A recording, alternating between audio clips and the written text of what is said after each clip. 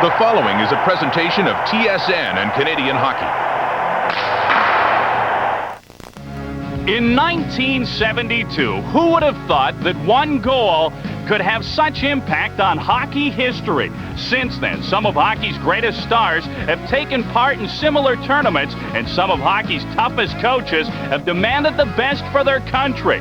Always a powerhouse, the Soviets showcased their best, who soon found themselves stars in the NHL. And for Canada, these tournaments almost always make national heroes.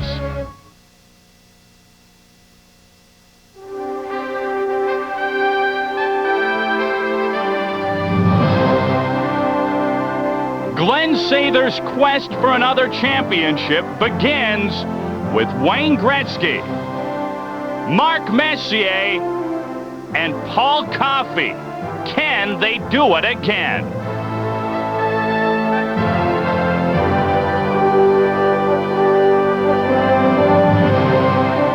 Sidelined for most of the season, the Russian Rocket is back. He joins Alexander Mogilny and Sergei Fedorov. The last time they played together, they were golden.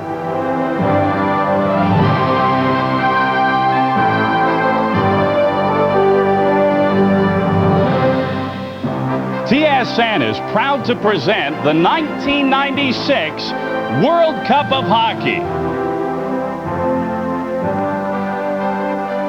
Tonight, from Calgary, Alberta, Canada plays host to Russia.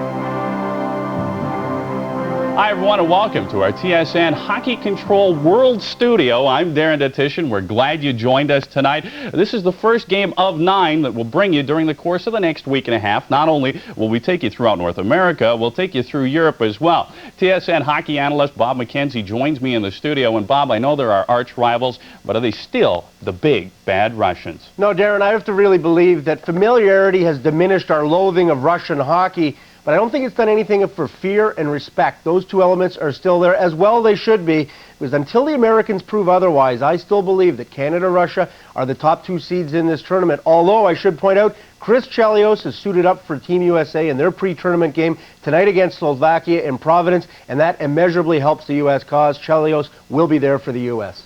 While that's great news for the U.S. side, some dramatic news when it comes to Canada's blue line for what has taken place so far. Let's go to Calgary. Here is Gord Miller.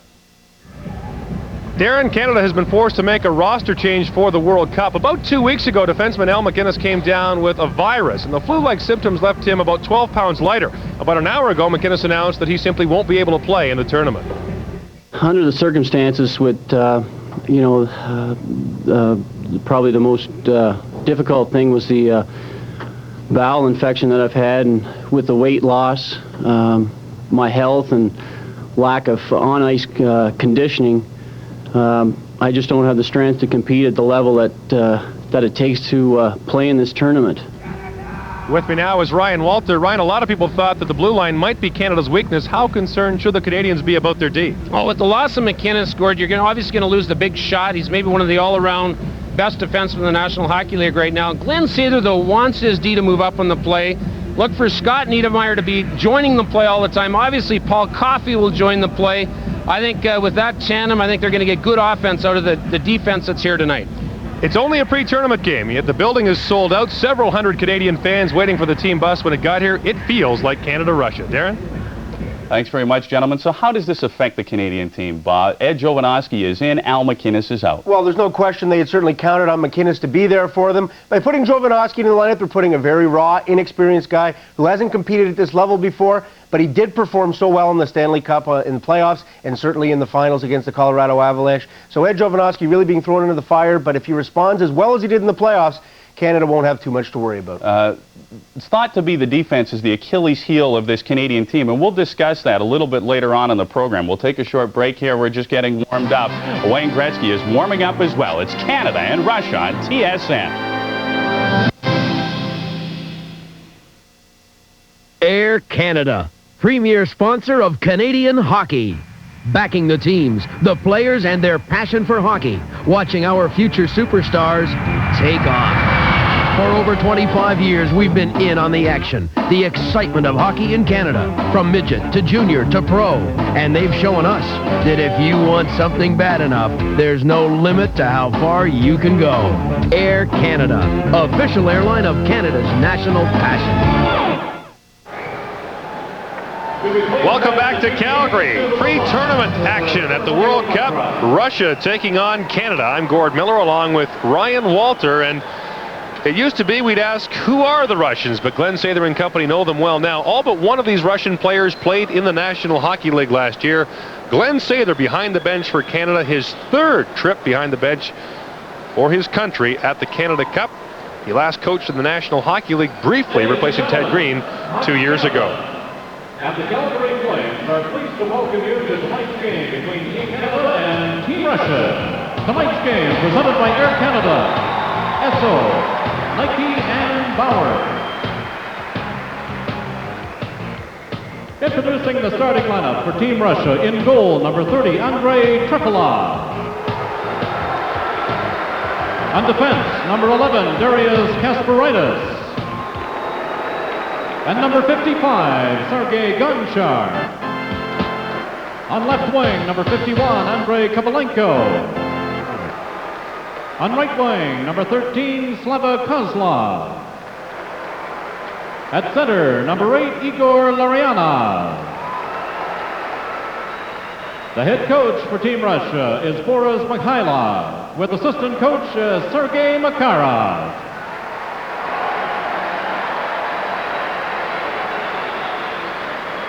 Now the starting lineup for Team Canada. In goal, number 1, Martin Brodeur.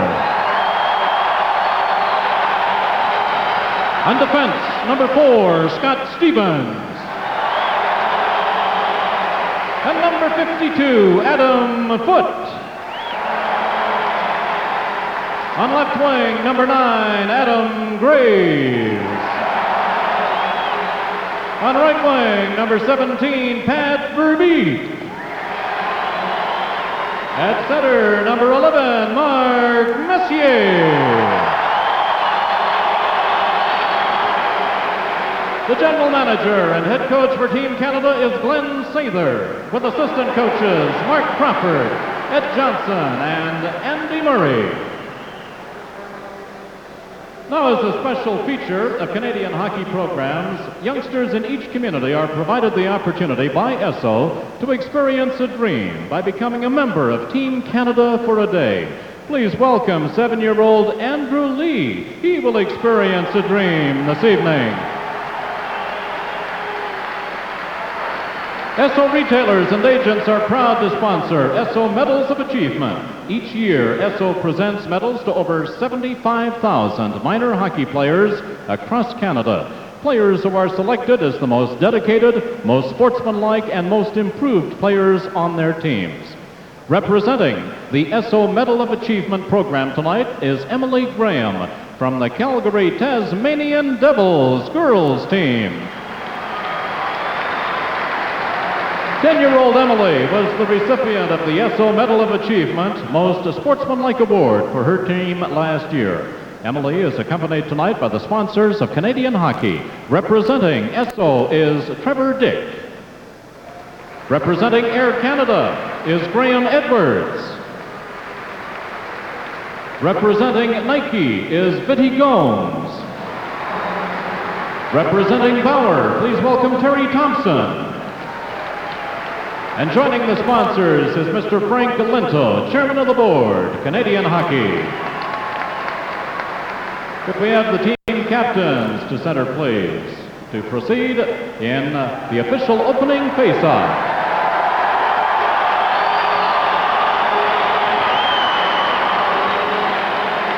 And that official opening face-off will be performed by Emily Graham.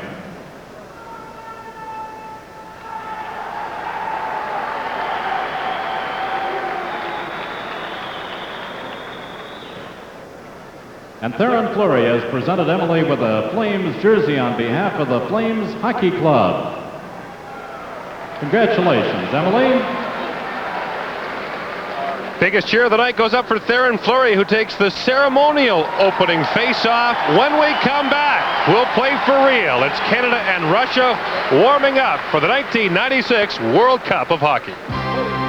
TSN and Canadian Hockey are proud to present the 1996 World Cup of Hockey from Calgary, Alberta. Brought to you by Air Canada, the official airline of Canada's national pastime. By Imperial Oil and Esso Retailers and Associates, coast to coast. By Nike, just do it. And by Bauer, leave an impression.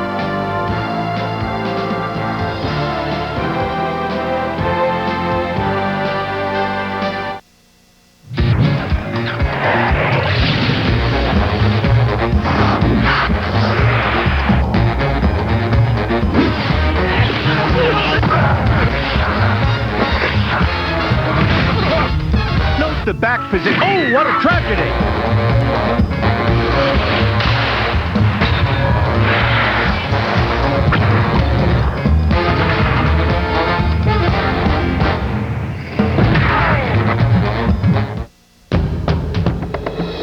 It's out there.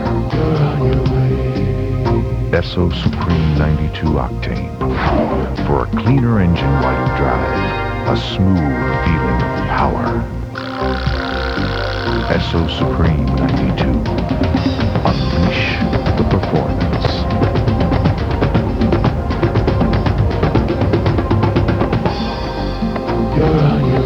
With Esso.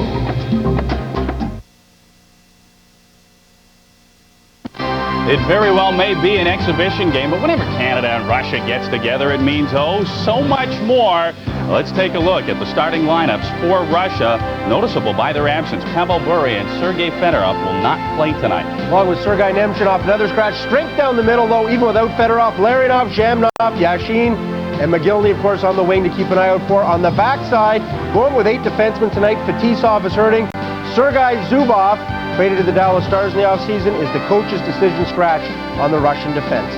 As for between the pipes, Andrei Trefilov will get the start tonight, but we keep hearing that Nikolai Khabibulin, without question, is their #1 netminder. Stalenkov is the backup tonight, and Khabibulin will be #1 when this tournament gets underway for the Russians on Thursday in Vancouver. As we take a look at Canada's best, there are also some notable absentees for our lineup. Absolutely. Brendan Shanahan with a nagging groin pull. Joe Sakic, a coach's decision. Ronnie Francis with a rib injury. They will not play. But look at that big banging line. Keep an eye on them. Lindros with Lemieux and Primo. On the backside, Jovanovski inserted into the lineup in place of Al MacInnis, who's out of the tournament. But Eric Desjardins with a nagging groin pull, and Lyle Odeline, coach's decision, will not play tonight. Between the pipes, it is Martin Brodeur getting the start tonight.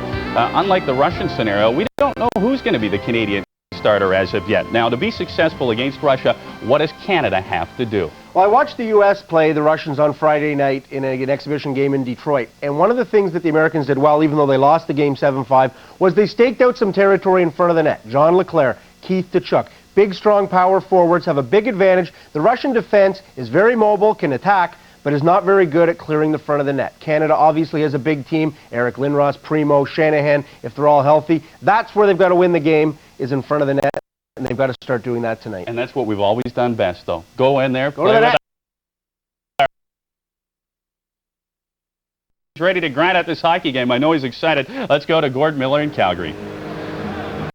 Thanks very much, Darren, and welcome back to Calgary. 12 years ago, one of the great games between Canada and Russia was played in this building. Paul Coffey broke up a 2-on-1 right about where he's standing right now, then sent the puck up to John Tonelli, who set up Mike Bossy, who scored the winner in the semi-final game against Russia, sending Canada the Canada Cup final against Team Sweden. Coffey's back with his old pals, Wayne Gretzky and Mark Messier, with some younger players to help out too. An interesting mix of youth and experience for a Canadian team that is about to embark on the World Cup journey. The inaugural World Cup begins tomorrow. We'll have it for you here on TSN. The first game we played in Europe tomorrow. The officials to be used in North America are NHL referee tonight with Brad Lazarowicz and Wayne Bonney working the lines. And Glenn Sather directing traffic behind the bench. He should know this team pretty well. He traded 6 of the players that are on the Canadian roster in 1996. Mark Messier will face off against Igor Larionov, and this hockey game is underway. Sergei Gonchar, number 55, throws it ahead there for Slava Kozlov.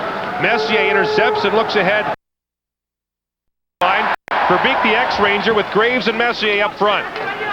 Here's Darius Kasparaitis, who loves to play against Mark Messier as a member of the New York Islanders. And Scott Niedermayer slides it down into the Russian zone.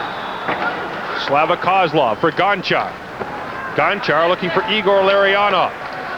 Larionov takes a hard bump there from Adam Graves. Now Gonchar across.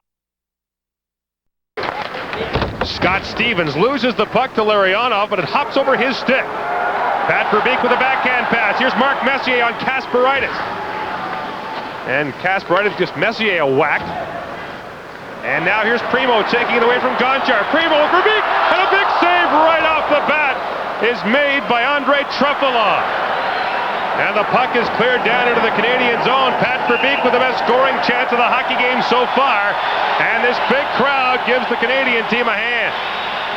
Well, Pat Verbeek gets lots of wood in this shot, too, and Trefilov is able to get his toe on it. Boy, he stretches out to get this one. Watch Trefilov here. He's got to make the major stretch. Here it comes up. There's the turnover that creates the play. Primo is out front right there. You can see Trefilov with a toe that sticks right out. And that's pretty good wood in that shot by Verbeek as he one-timed it. Now Eric Lindros stepping in with Keith Primo and Claude Lemieux, and you see the new face-off markings being employed. And that'll be used in the NHL this year as well. Vladimir Malikov gets the puck. That's Andrei Nikolishin, number 33 of the Hartford Whalers. He lost it. Now Oleg Tverdovsky picks it up at the blue line. Tverdovsky of the Phoenix Coyotes.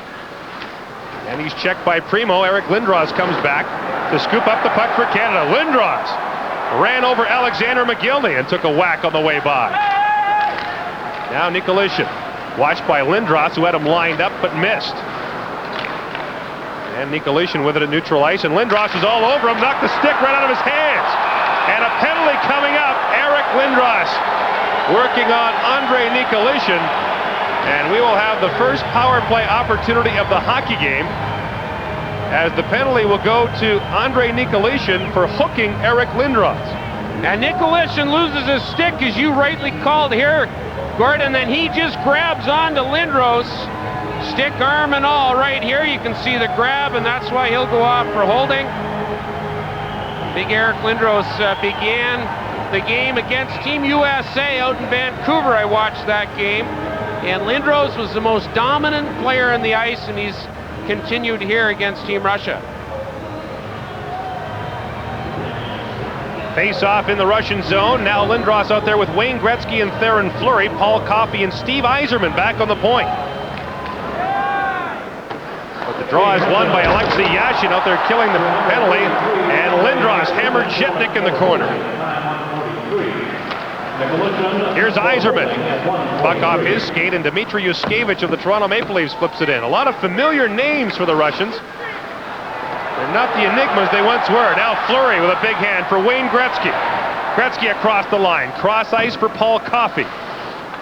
Behind the net for Gretzky. In front for Lindros. Back to the point to Yzerman. The shot wide. Now Gretzky shoots it right through the crease.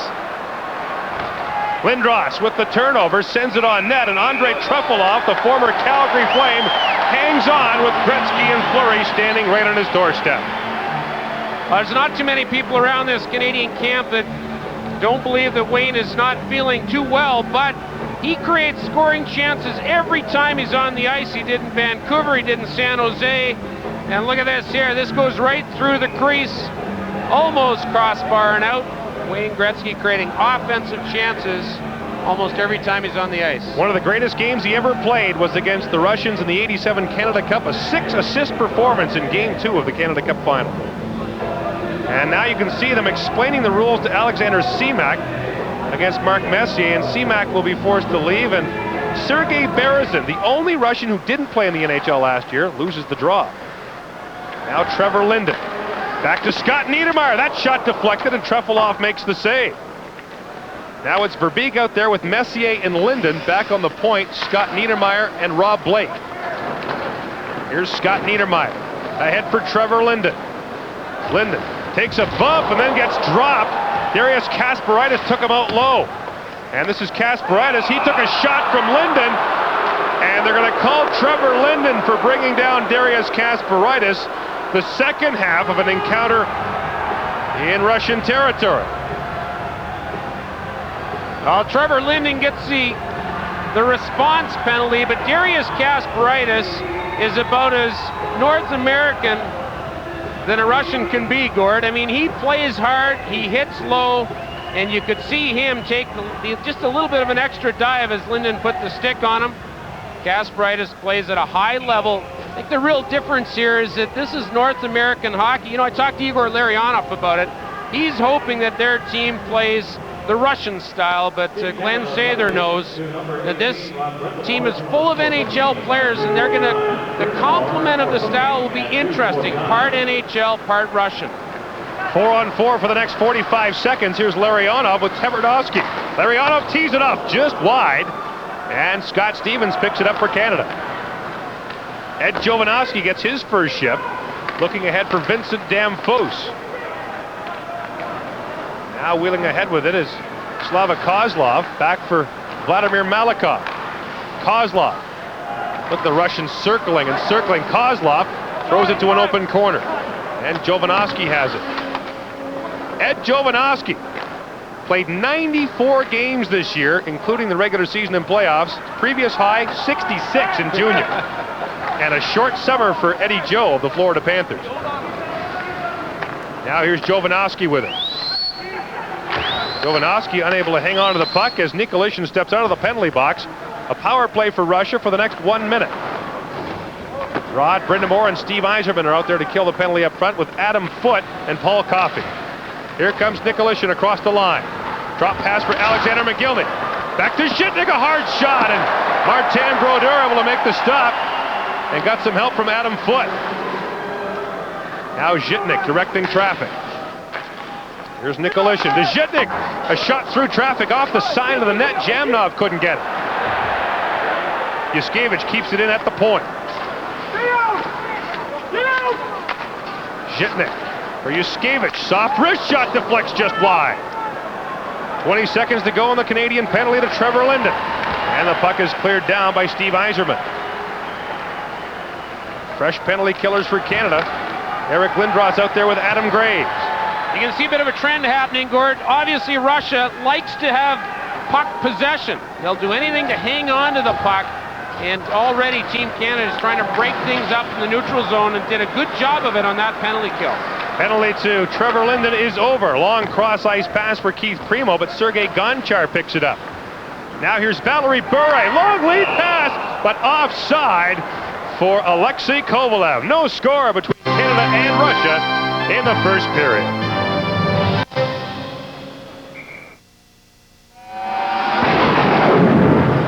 This summer, TSN and Subway want you to put a fight on us to win. Win one of 6 weekly baseball or football prize packs, and all correct entries will qualify to win a grand prize trip to 2 World Series games or a trip to this year's Grey Cup game. Get an entry at participating Subway stores, then tune in and look for the Subway Bite during TSN baseball and CFL broadcasts, and mail in each week for a chance to win. TSN is proud to present the 1996 World Cup of Hockey. Tonight's first period is brought to you by Bauer. Leave an impression. On the right is Russian head coach Boris Mikhailov. On the left is Sergei Makarov, his assistant coach. Former Calgary Flame, who was the Rookie of the Year for the Flames back in 1989-90. Boris Mikhailov taking over for Igor Dmitriev, who is suffering from a brain tumor and had surgery in the last month. So 2/3 of the KLM liner here, Igor Larionov and Sergei Makarov. Goodness knows where Vladimir Krutov is. Probably in a restaurant somewhere. 14:55 to go here in the first period. No score between Canada and Russia. Talked to Boris Mikhailov before the game, and he's coaching in St. Petersburg. And that's when he got the call to take over this job with Team Russia. Eric Lindros ran right over Kovalev. Now Primo in the corner with it. Keith Primo centers it for Lindros. Puck was in his skates. Now Lindros throws it down low. Claude Lemieux there with it. And Lindros has it. Back for Claude Lemieux, being watched by Alexei Yashin. Now the puck behind the net. Primo still with it. Cycles it down for Claude Lemieux. And Lemieux leaves it there for Lindros, who in turn leaves it back there for Lemieux. Now Claude Lemieux. Pass for Lindros is too far. Scott Niedermayer pitches up for Canada, loses the puck, and quickly Gonchar sends it ahead for Alexei Kovalev. Kovalev has Yashin with him. Kovalev trying to work on Rob Blake, centers it, but off a skate. And Canada able to clear it ahead. Here comes Theoren Fleury. And Trefilov clears it just out of the reach of Wayne Gretzky. Here comes Kovalev now for the Russians. Knocked down by Jovanovski, but still able to center it. Wayne Gretzky intercepts that pass. Gretzky ahead for Jovanovski. And Jovanovski leading the rush for Canada. Gets it to Fleury, backhand shot, Trefilov the save. Now Damphousse battling for it, lost the puck. Sergei Berezin tries to get it to McGillney. Here comes Berezin, number 20. Berezin with McGillney. Leaves it there for Tverdovsky, but the pass is intercepted. Now Damphousse sends it over for Fleury. Cross-ice pass for Wayne Gretzky. Centers it, deflected, and score! Theoren Fleury! 1-0 Canada.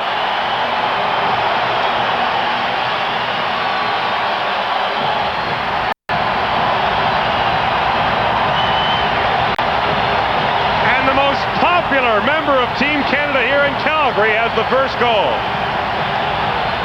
And this is redirected off of Theoren Fleury's foot. Gretzky puts the puck on to Damphousse, directed. You can see there, it actually hit Trefilov. They'll either give it to Damphousse or Fleury. Fleury was right on top of the crease. As you can see Andrei Trefilov want to go after the referee and question that call. And we are having a little bit of an explanation here. Now remember, the rule's been changed this year in the National Hockey League. The puck can go in off your skate as long as there isn't a distinct kicking motion. I don't think that would be the issue here. I'm not even sure. It looked, at first look, I think both you and I felt that Fleury had touched it. On second look, it looks like Damphousse redirected and it went off a Trefilov, Gord. So Damphousse and Fleury talking it over on the Canadian bench. And Canada with a 1-0 lead with 13:10 to play in the first period. And they're still trying to decide who got that goal. Here's the announcement. Damphousse gets it.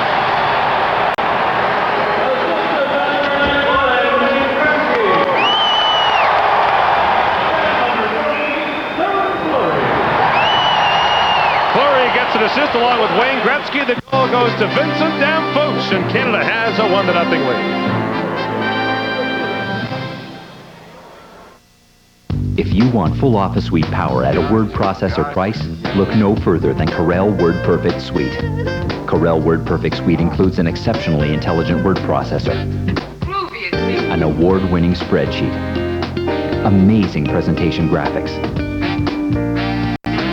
plus business graphics and utilities, hundreds of fonts and thousands of clip art images. Corel WordPerfect Suite delivers office suite power at a word processor price.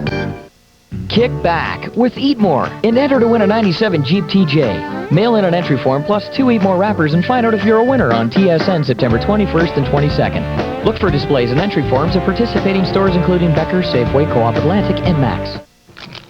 Ooh, that looks sore. I know what the doc will be recommending for you. Deep Cold Therapy. It works like ice. Deep Cold eases the pain of sore muscles. In fact, it's the best-selling cold rub on the market. Deep Cold Therapy, effective ice pain relief. Vincent Damphousse is seeing his first international action, a late addition to this Team Canada squad. Here's the goal. Well, you can see why Trefilov was upset. He thought that Fleury touched it, but it was his own defenseman that knocked it by him. Adam Foote unable to keep the puck in at the Russian line, and Foote now sends it in. Adam Foote had a very short summer after playing for the Stanley Cup champion Colorado Avalanche. Now Messier forces the turnover. Messier out there with Verbeek and Graves. And Graves working behind the net. Adam Graves brought down, penalty coming up. Graves still with it, looking to get it to Pat Verbeek. And Alexei Zhitnik will touch it. Team Canada will get its second power play opportunity And Dmitry Yushkevich will go off for bringing down Adam Graves. One of the things Team Canada wanted to do there, part of their game plan was to cycle the puck down low. They thought they could take advantage of this Russian defense, and so far so good for Team Canada. You can see Yushkevich grab on right here. Good foot movement. Pat Verbeek keeping his feet moving, and Yushkevich just had to pull him down. That cycling motion has been successful here in the first period for Team Canada. Now Lindros out there with Fleury and Gretzky. Paul Coffey and Steve Yzerman back at the point. Alexei Zhamnov is out there to kill the penalty, along with Alexander McGillney, Sergei Gonchar, and Darius Kasparaitis. Coffey, and unable to keep the puck in at the line. It's offside on Team Canada. 12:20 to go in the opening period. 1-0 Canada leads. Steve Yzerman back playing for Team Canada after disappointment in the Canada Cups of 1987 and 91 when he was cut from the Canadian team just before the tournament began. And you look at how strong Team Canada is up through the middle. Yzerman now playing defense, obviously in the power play, but Stevie Y will take a shift on the wing or up through the middle. You know, Team Canada, Gordon, is really strong up the middle. That's going to be their #1 strength so far. Here's Coffey ahead to Gretzky. Gretzky sends it across for Fleury. Back to Yzerman. Here's Gretzky now. Kasparaitis working on him. Lindros sends it in front. And Darren Fleury fanned on the shot. Now Lindros. His pass for Fleury was behind him. Fleury gets around Zhamnov, but now forced to retreat ahead for Paul Coffey. Coffey with Lindros. And the poke check by Gonchar. Here comes Alexander McGillney. McGillney tripled the linesman.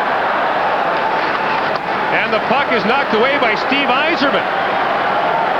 Brad Lazarowicz got back, I believe it was, and knocked Alexander McGillney off stride. Now Gretzky to the front of the net, and it's knocked right to the front of the goal by Alexei Kovalev, and play is called. Well, Alexander McGillney is normally pretty good one-on-one.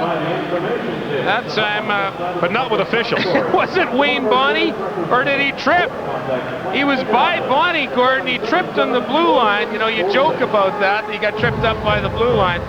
McGillney's such a good skater. Look at the smile on his face. Giving himself a hard time. There's a good look at those new face-off lines. See how Messier's got his skates lined straight up. That's going to be the key this year. Messier wins the draw cleanly. Back to Scott Niedermayer. Now here's Trevor Linden with Pat Verbeek and Messier in front. Linden, pass for Messier is knocked away by Malakhov and cleared down the ice by Alexei Kovalev.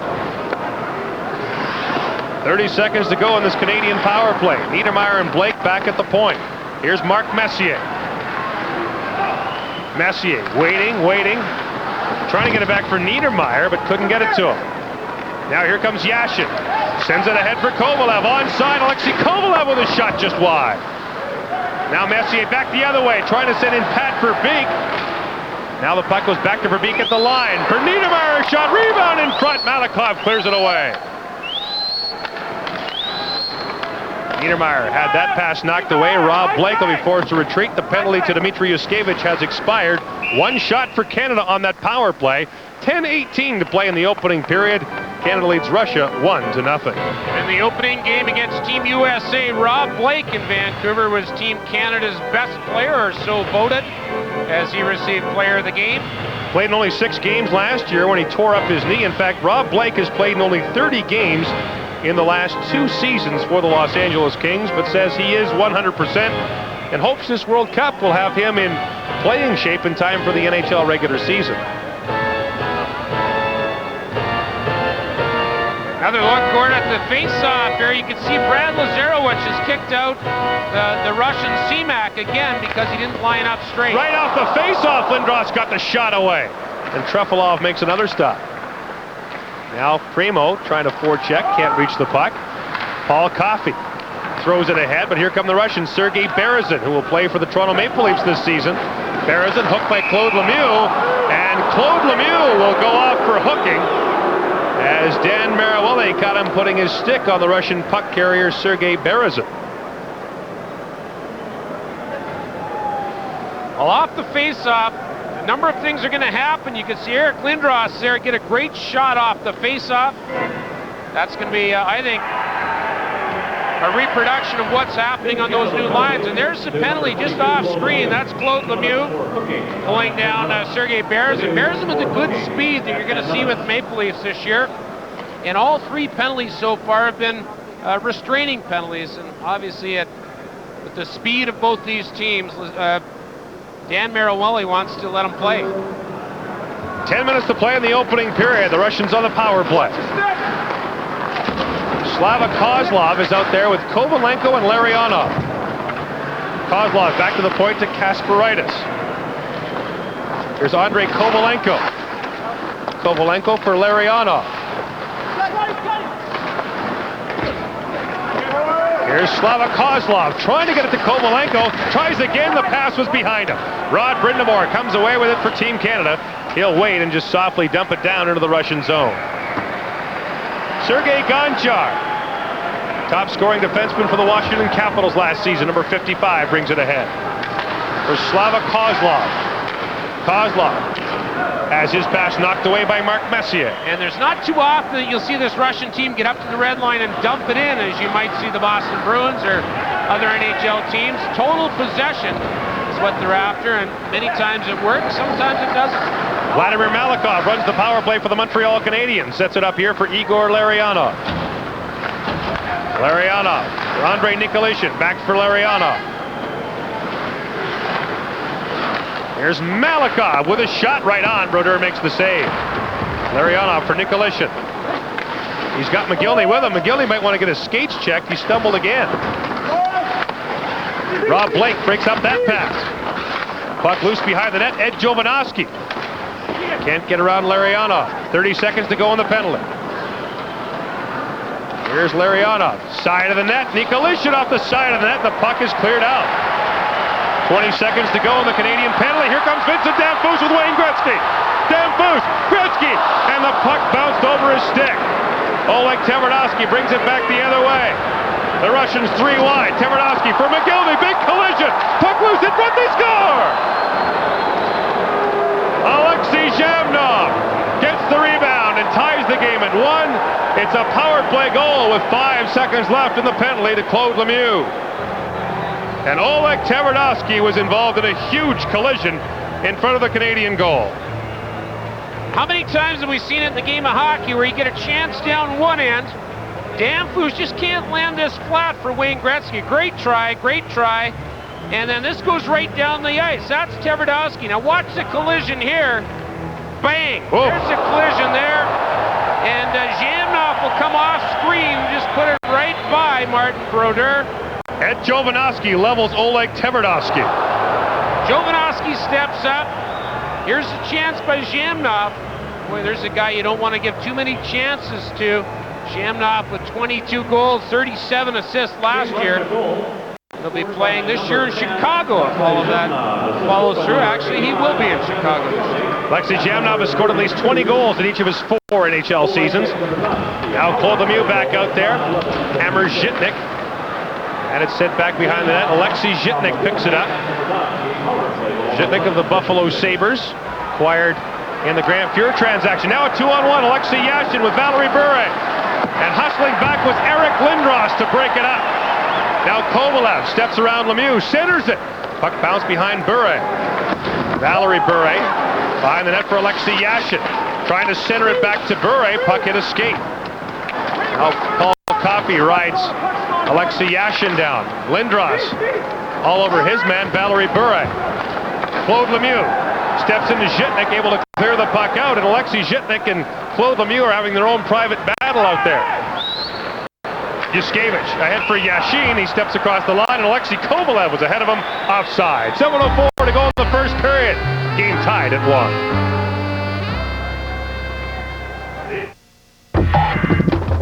NEBS is a direct marketer. Things like checks and forms and business cards and labels. You know, being in a small town doesn't hinder our business at all. the majority of our customers use either the Advantage toll-free phone or fax lines. And really, the 1-800 lines are the lifeline between us and our customers. We've had an increase of about 35%. If our 1-800 lines went down, we'd be out of business. Advantage, providing solutions for business. Dave Hodge is back tomorrow night with his new show, That's Hockey, 7 Eastern, 4 Pacific, and just in time for the World Cup of Hockey. All hockey, all the time with Dave Hodge starting tomorrow. Here it is 1-1, Canada and Russia in the first period of this World Cup pre-tournament game. Canada closes out the pre-tournament games tomorrow in Edmonton. And having played back-to-back against the United States, I think most Canadian players anxious for the tournament to begin for real, which it will Thursday against Russia at General Motors Place in Vancouver. Now Steve Yzerman at center with Rod Brind'Amour and Trevor Linden. Scott Stevens and Scott Niedermayer, the defense pairing from the New Jersey Devils, back there for Team Canada.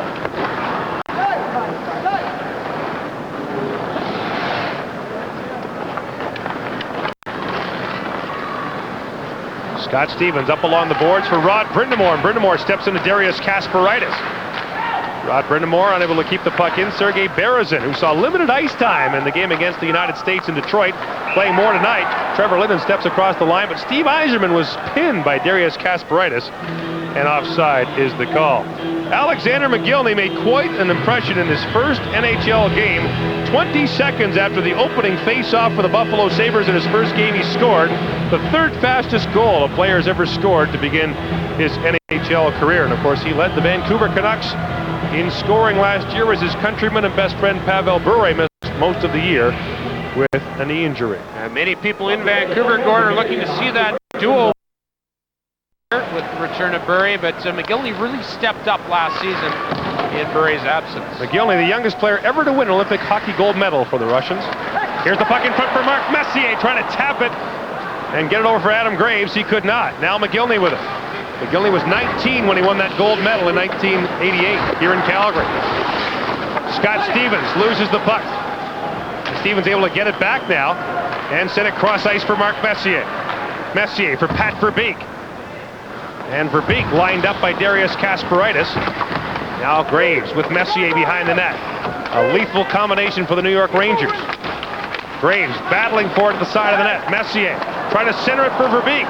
And Stevens can't keep it in at the point. Mogilny's on top of him. Alexander Semak picks it up. Semak from a sharp angle at the side of the net. Berezin leaves it there. Mogilny picks it up for the Russians. No one came back for Canada. Sergei Berezin, number 20. Throws it down for Alexander Mogilny. Wants to get off the ice. And now the Canadians send it ahead. Scott Niedermayer. He wants to get off too and sends it down to the Russian zone. Igor Kravchuk, traded to St. Louis by Edmonton midway through last season, sends it down. Here's Damphousse. Damphousse is poke checked by Malikov, and his Montreal teammate Andrei Kovalenko sends it cross ice. And now Malikov being watched by Wayne Gretzky. Malikov got it ahead for Kovalenko. Kovalenko working one-on-one, and Jovanovski hammers him down. Two big hits by Ed Jovanovski in this game. Now Gretzky across the line. Gretzky across for Jovanovski. Lost the puck to Malikov. And Theoren Fleury has it for Canada. For Damphousse and for Gretzky. And offside is the call at the Russian blue line. Wayne Gretzky almost in alone in a 1-1 game with Russia. Getting a trimmer, flat, or tummy just got easier. Hi, I'm Joanne McLeod. I'm Hal Johnson. The Body Break Ab Master from Quality Fitness is the first product we're confident enough to put our name on. With AbMaster, men and women of all ages and fitness levels can get a firmer, flatter stomach in just 7 minutes a day. There's also a free workout video and instruction guide to help you along. Feel great and get toned with the Body Break AbMaster. In stores now. 20-year-old Ed Jovanovski, the youngest player on this Canadian roster, throwing his weight around. Well, Eddie Jovanovski stepped right in here for Al MacInnis, and not to replace him, but you can see where Jovanovski's done a good job of doing what he's good at. He's taken the body twice, scored, and he's made impact. That time on Andrei Kovalenko as he just out-muscled him off the puck. And Jovanovski, a big part of that Florida Panther run to the Stanley Cup final last year. Ed Jovanovski had a grin a mile wide this morning when he was told he'd be playing tonight. I'm in, he said. I'm in. Well, I watched the after practice. The guys that aren't playing, I know how hard they worked, so maybe that was part of the grin. He's been working very hard. Dmitry Yushkevich lost the puck to Adam Foote. Now here comes Claude Lemieux. Lemieux with a shot wide. It's Eric Lindros in front of the net, waiting for that rebound, and Claude Lemieux takes a stab at the pass by Primo and just couldn't get it. Now Coffey racing back. Martin Brodeur knocks the puck down, and we've got a slashing penalty coming up to Eric Lindros for some action behind the play, and Eric Lindros setting a physical tone against the Russians and promised earlier today he'd try to soften them up prior to the first tournament game on Thursday. And now some pushing and shoving. Alexander McGillney is talking it over with Claude Lemieux and Adam Foote. Alexei Zhamnov was the guy that received that slash by Lindros. Eric Lindros is the only player on the Canadian roster who's played in the World Junior Championship, the Canada Cup, the Olympics, and this tournament. You know, many people are trying to talk already about him receiving the torch from a guy like Wayne Gretzky. I like Eric's response. He said, let me play this season, let me play this World Cup, and let next year take care of itself. Russian power play here. They scored on their last power play opportunity. They're 1 for 2 in the hockey game. 4:16 to go here in the first period. Canada and Russia even at 1.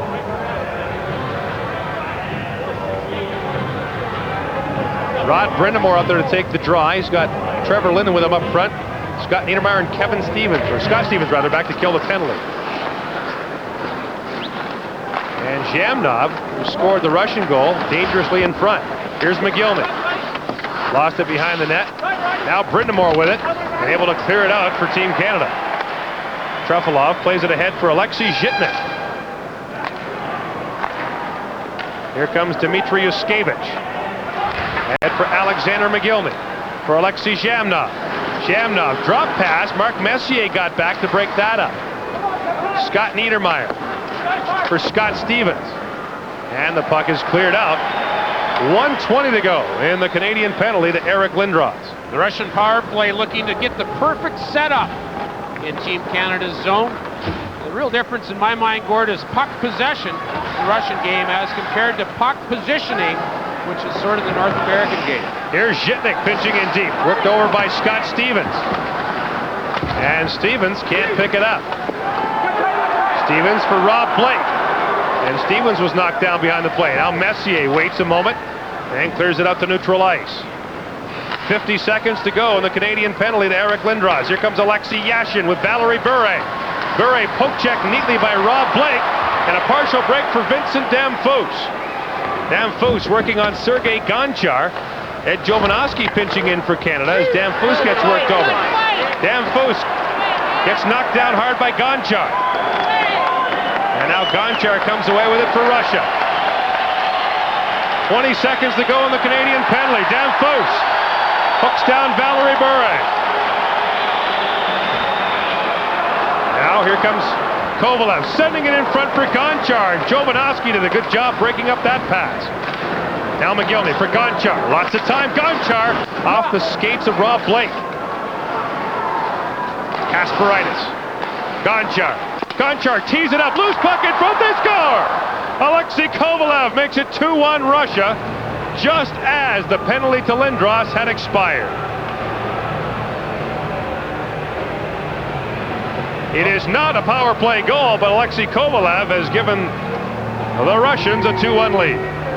Alexei Kovalev is the recipient of this right here. Look at the traffic. The backside is where Kovalev comes in, but that was a good, solid shot by Gonchar to put it on net. Martin Brodeur out on top of his crease in good position. And Alexei Kovalev scoring 24 goals at the Rangers last year picks up one right there. Number 55, Sergei Gonchar, and number 11, And a career high for goals last year for Kovalev. Now Kozlov with a steal. Primo lost the puck. Kozlov tries to tip it back, and the two Detroit teammates going head-to-head. Lindros now slides it in for Trefilov, who plays it up off the glass.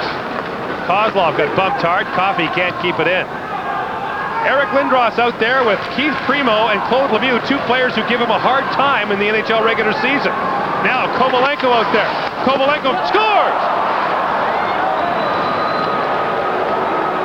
Andrei Kovalenko with a shot that deflected, and in behind Martin Brodeur. 3-1, Russia leads. And suddenly the crowd here in Calgary very quiet. And this goes off of foot skate right here. Look at that. That's redirected past Martin Brodeur. And you can see the redirection happen. Boy, how powerful of an offense is this Russian team. We knew that they'd have the great offense. We saw some of that in the last minute. 2 goals in 36 seconds, the latest scored by Andrei Kovalenko from Oleg Tverdovsky. Now here's Wayne Gretzky for Canada.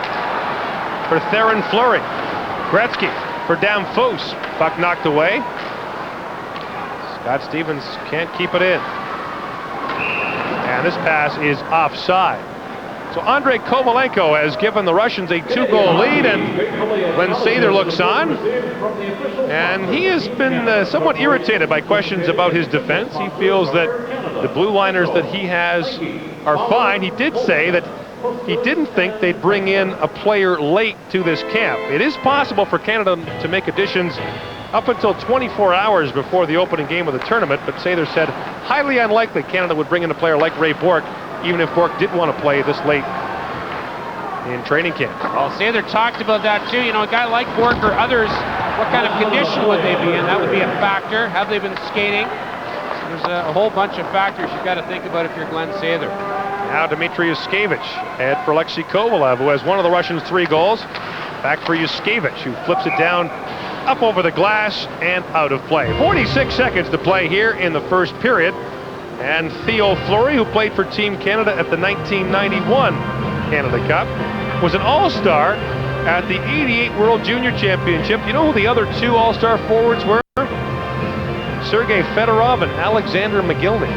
It's quite an era that Theo Fleury's grown up in, isn't it? Boy, those what a group of competitors. And you know, you sort of send into that group Fedorov, Bure, Mogilny. It's great to see that line together. Ed Jovanovski getting a lot of ice time in this opening period. Added from Canada's list of alternates to replace Al MacInnis just hours ago. Now Messier behind the net. Mark Messier centers it, but the net came off. It's pegs. And now Darius Kasparaitis is into it right in the goal area. Darius Kasparaitis, as you might expect, has been a burr in the Canadian saddle throughout this game, and that's what he specializes in doing. And he was pushing and shoving down there with Pat Verbeek and then Adam Graves. Well, Kasparaitis' gloves, Gord, came off first. Will there be an initial response here by Dan Maruelli? There's Verbeek. Verbeek actually knocks Kasparaitis into the net. You can see Kasparaitis with the gloves off quickly. Now they met a number of times. Kasparaitis is an Islander, Verbeek in recent days as a Ranger, and now a Dallas Star. And 2 players not afraid to mix it up, at least in the pushing and shoving sense. And so penalties will be assessed. 24.5 seconds to go in the opening period. NHL rules to be played in the pre-tournament games and the World Cup. And Boris Mihailov's team has had its share of problems, some training camp squabbles and some intra-player squabbles. There are some serious divisions among Russian players, and it's a very difficult situation in their home country right now. Just finding a place to have their training camp was difficult enough. Yeah, Sergei Fedorov with some comments in the newspaper today about how it wasn't fun to be in a training camp in Russia and how things were very disappointing. Fedorov was excited to be here in North America finally with the team. Kasparaitis and Verbeek got 2 each for roughing. Setting minor penalties. Now Zhitnik up along the boards for Mogilny. Stolen by Jovanovski. His shot stopped by Trefilov at the side of the net. Messier with it now. Back to the point. Jovanovski, a shot right on. Truffle off the save.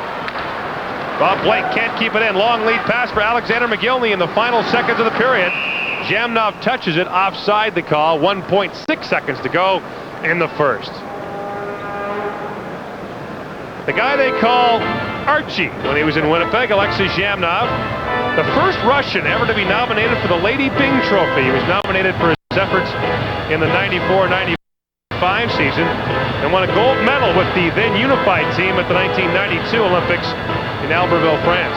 10 players from that Albertville team on this Russian roster.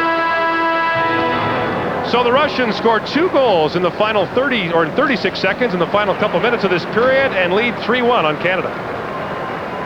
Really interesting first period for Canada. Good offensive movement, but they've had trouble with the Russian speed outside and discipline. Power play has been a factor. Canadian and Russian players head to their dressing room with Russia leading Canada by 2 after the first period.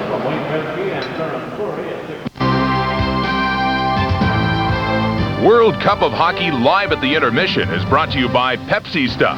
People who drink it, get it. Ends October 31st. The Russians are as talented up front as any team in the tournament. That first period pretty much bears witness to that, and they didn't have Sergei Fedorov and Pavel Bure. Nice move by the Russians, actually, when you think of it from a psychological point of view. If they lose the game, they come back and they say, hey, when we open up, Bure, Fedorov back in the lineup. Now we've got our best guys putting our best foot forward. They don't have them in there tonight. They win the game. They can take a lot of strength from that. Pretty sloppy effort by Canada in the first period. They've got to get better goaltending on that third goal than Martin Brodeur supplied. If you ever question what Ed Jovanovski was going to bring to this team, I think he showed us that immediately. That was a huge body check that he threw out there. As a matter of fact, a couple of them. Yeah, Ed Jovanovski, that's what he does best. It's going to be interesting to see in games against some of the European-type teams if he gets caught out of position making those plays, but certainly against the Americans and softening up the Russians for later in the week. Good move in the first period by Jovanovski. Yeah, when he drilled Oleg Tverdovsky, Alexei Zhamnov jumped on the puck and buried it. We saw that 3 times as the Russians lead by a count of 3-1. We'll take a short break. We're back in just a moment.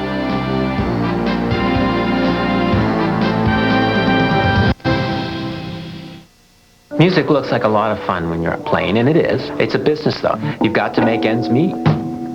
I make 500-600 calls a month. The Advantage program is definitely something that's come into play in a big way. When you're out on the road, you're working 24 hours a day. Checking back with the office, the voicemail. The discounts for me have come in around 30%. It's a sizable chunk of money. It's a long, slow process to an overnight success. Advantage, providing solutions for business. You didn't tell me. You never asked. But I thought we had everything in common. We do. We're both great tasting, except that I'm low in fat. Low in fat? Yeah. You say it like it's no big deal. Kellogg's Rice Krispie Squares have always been low in fat. Hey, now you know. Who'd have guessed? What's it like? Kind of hard to describe. Come on, you gotta tell us. Okay, it's like we're all great tasting. Yeah. But I'm low in fat. Low in fat must be nice. Kellogg's Rice Krispie Squares have always been low in fat. Hey, now you know. You're so lucky.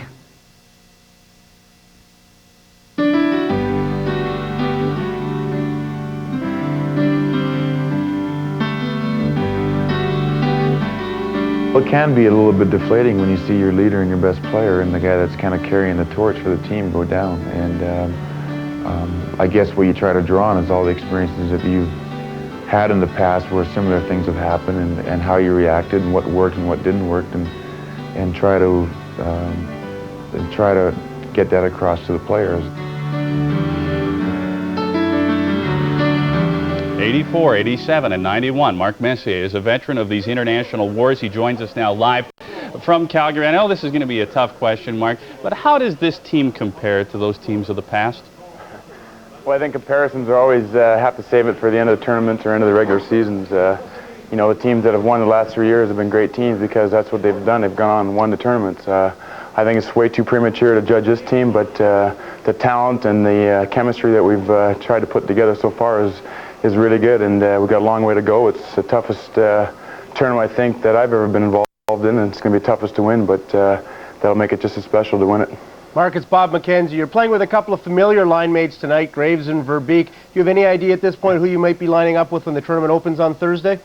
You know what, it's all just up in the air right now. We're just trying to see what works best for the team, and when you come to these kinds of tournaments and there's not much time to get ready, you just try to fill in a spot where you think you can help the team the most. And I think we're all aware of that, and that's what we're trying to do right now, is just find a little niche in the team that we can contribute the best and go with that. Mark, I don't know if you're aware of it or not, but Chris Chelios is suited up with Team USA tonight. He's now there for the duration. There's lots of speculation. Jeremy Roenick's going to come in. There's been a lot of talk about Al MacInnis going out, Ed Jovanovski coming in, and talk of maybe Ray Bourque being invited back to play for Canada. Are you disappointed at all that a guy like Bourque isn't in the lineup and what he could bring to the unit this year? No, not at all. I think it's up to every individual to choose whether he wants to play or not. I look at it as a great opportunity. I know for myself, the Canada Cups and the World Cups are some of the best hockey that I've ever been involved in. I've learned a lot from playing with these players and playing against the best players in the world, and it adds a little bit of different flavor, and I know I've learned a lot, but Raymond has certainly put his dues in for every aspect of the game on and off the ice as an ambassador and as a great player for the Bruins, so we're not, we'd love to have him here, but we respect his decision, and we fully expected Chelios and Roenick to be in the uniform for Team USA when the tournament opens. Mark, you talked about how tough this tournament is. Can you ever remember a time from your international experience when you got two clubs like the U.S. and Russia that threaten Canada the way they do? Well, I think that the Russians always have. I think the victory in '84 was an incredible victory for the Canadians. I think at that time the Russians really were the powerhouse in the world. They won in '81, and Canada had some catching up to do. But since then, we've kind of dominated this tournament, anyways. And but I think the gap has really closed in on Canada, and that's not to say that Canada doesn't have great young players that can play against anybody in the world, but the gap is closed, no doubt about it, and we've set a standard for the international hockey and across the world, and teams have had to catch up to be able to compete, and we're seeing the end result of it now with the strong U.S. team, and Sweden is much improved and has all the other teams. Well, thanks very much, Mark. We appreciate you taking the time. Good luck in the remainder of this hockey game and the tournament itself. Thank you very much. Mark Messier, the assistant captain for Team Canada. Talk about your consummate leader. And everybody brings this up year in and year out, but he truly is that. Well, there's no question, and you look back on some of the international competitions and some of the blows that he's delivered for not just scoring goals, but also a physical presence, and that is so important, the leadership. And this is a changing of the guard time, too. You've got Eric Lindros who's coming up, and it's almost a situation where Mark Messier is passing the torch off to Lindros. Messier's got to be good, but Lindros has got to be as good, if not better. I know that Glenn Sather has stated before that he expects Mark Messier, Wayne Gretzky, and Paul Coffey to step up in the dressing room, but he wants the young guys to do it as well. They expected Al MacInnis to be stepping up on the blue line, but he's not playing in the tournament as he pulled out today. It's on a bit of the road to recovery, but again, with the two doctors that I've been seeing, Dr. Dave Reed and Dr. Terry Groves, they both agree it would take probably up to 2 to 3 weeks to fully recover and get my strength back, and that doesn't even include the on-ice conditioning. And you know, we all know by that time the tournament's pretty well over. You know, at this stage, even trying to get somebody else to get in here, we've got one game left tomorrow. If there was more time, there's a way we could get around it. But with the shortness of the games, or the quickness in the games and the shortness of the tournament, it's pretty difficult to ask somebody to come in here that hasn't been training and practicing and skating at this level. Well, we've talked about Canada's defense, and going into the tournament, we thought it was their Achilles heel, so to speak. But when you take a look at the blue line, how do they match up, Bob, with the United States and specifically Russia? Well, I think we tend to get a little myopic in Canada when we start analyzing strengths and weaknesses, and we don't look at it on the broad base of the tournament. There's no question that the Canadian defense maybe isn't as strong as we'd like it to be, and maybe some of the players have various things, like Blake's coming off a knee injury. You start going through the entire roster, and for one reason or another, maybe Scott Stevens hasn't played as well as he has of late. But when you start comparing the Canadian defense to some of the other defenses that are getting credit for being outstanding units, take a look, for example, at the U.S. There's no question the addition of Chris Chelios tonight will bolster that U.S. squad. Leach is a great offensive defenseman, but I saw him against the Russians on Friday night, and he has trouble with his defensive coverage. Matthew Schneider is in and out. Gary Suter, that's a good top four, and I like it. But I'll tell you what, Phil Housley is a poor man's Paul Coffey. The Hatcher brothers are prone to lots of giveaways, and Sean Chambers is a guy who, if he was on the Canadian team, would be considered very marginal. Scott Stevens has got to play well, obviously. Niedermeyer, Coffey. Desjardins, his health is once the groin injury, if he can come back from that, there's no question in my mind that the depth on the Canadian defense, even with Blake Foote, Odeline, Jovanovski, is every bit as good, if not better, than the U.S. team and probably matches up better than the Russian defense. So I don't think that the problem with defense as a core is as bad on Canada as a lot of people have made it out to be. Team defense is what's going to win this tournament, and that means the forwards coming back and helping out.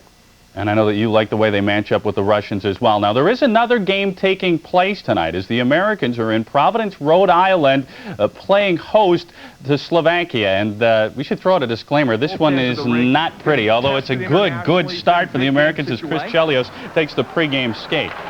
Doug Waite, sensational season last year, and he walks in with the backhander. They'll throw it top shelf. It's 1-0. And then the route is on. That's a beautiful backhand by Doug Waite, Edmonton Oilers. Goes to 2-0 U.S. on the power play. Chelios over to Phil Housley. Phil Housley takes the shot, and John LeClair redirects it in front of the net. Big lead early on, 3-0 for the U.S. Then in the second period of play, it's another great pass and a great play by Dougie Waite. He goes to Hull, the one-timer, empty net. He'll drill that one every time, 5-1 for the Americans. Dougie Waite then streaking in, will drop it for Phil Housley. What a pretty play, 6-1 for the U.S. team. And the U.S. is well on the way. Turnover at the blue line. Picked up by Bill Guerin. Goes in all alone. The New Jersey Devil goes in. Makes a nice move to the forehand. Puts it in. The U.S. scores 4 goals in 2 minutes and 35 seconds. The rout is on. They're now into third period action. Bill Guerin, even with the one eye, still manages to get the goal. It was a little bit close, courtesy of Keith Primo. But this American team has showed a tremendous amount of grit, as we saw in the 2 exhibition games that they played against Canada. Well, they do. They've got a lot of grit and they've got a lot of size. One of the questions about the American team, as you look at it on paper, and they seem to have answered it, is that they can score goals. You look at guys that they've got now, John LeClair, Brett Hull, Mike Modano, Keith Tkachuk. They've got some 50-goal scorers, some 40-goal men. And in the past, the Americans' downfall has been an inability to supply offense when they really need it. Now the question is, can they do it under the pressure of the tournament? A lot of times in the past, they've had the big scorers on paper, but they haven't been able to do it. That's going to be the challenge for the U.S. this year. They've got decent goaltending in Mike Richter. We talked about their defense. I'm not so sure it's as good as everybody says it is, although with Chelios added to it, it just got a lot better tonight. They are a formidable team. There is no doubt about that. We will take a short break. You are watching Canada and Russia on TSN. Stay tuned.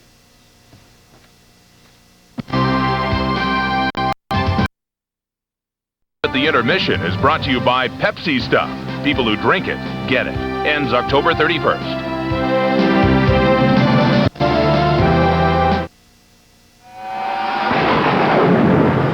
This summer, TSN and Subway want you to put the bite on us to win. Win one of 6 weekly baseball or football prize packs, and all correct entries will qualify to win a grand prize trip to 2 World Series games or a trip to this year's Grey Cup game. Get an entry at participating Subway stores, then tune in and look for the Subway Bite during TSN baseball and CFL broadcasts, and mail in each week for a chance to win. If you want full Office Suite power at a word processor price, look no further than Corel WordPerfect Suite. Corel WordPerfect Suite includes an exceptionally intelligent word processor, an award-winning spreadsheet, amazing presentation graphics, plus business graphics and utilities, hundreds of fonts and thousands of clip art images. Corel WordPerfect Suite delivers Office Suite power at a word processor price. A diamond engagement ring is the ultimate symbol of a lasting partnership. Enter the Perfect Partners Perfect Diamonds contest at People's Jewelers. You and your partner could win a diamond engagement ring and a trip to Florida. Or you could win one of 3 $1,500 diamond solitaire necklaces. Pick up a contest entry at People's Jewelers. Name the sports partners matched with a sport in which they compete and deposit your entry in the ballot box at any People's store.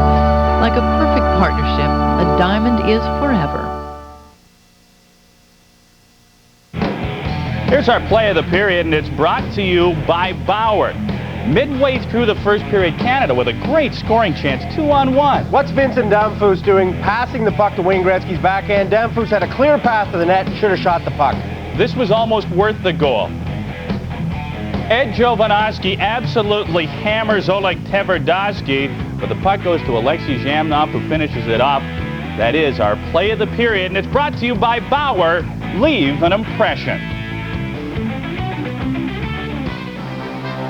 Canada down by 2. The second period still to come. If you want full office suite power at a word processor price, look no further than Corel Word Perfect Suite. Corel Word Perfect Suite includes an exceptionally intelligent word processor, an award-winning spreadsheet, amazing presentation graphics, plus Beautiful, baby. business graphics and utilities, hundreds of fonts and thousands of clip art images. Corel Word Perfect Suite delivers office suite power at a word processor price. With 25% more power, 16-inch wheels, dual airbags, and 4-wheel anti-lock brakes, it's one affordable luxury 4x4. The new Suzuki Sidekick Sport.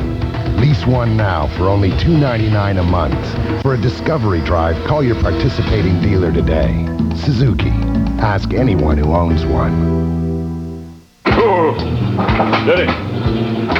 Oh! Car not riding as smoothly as you'd like?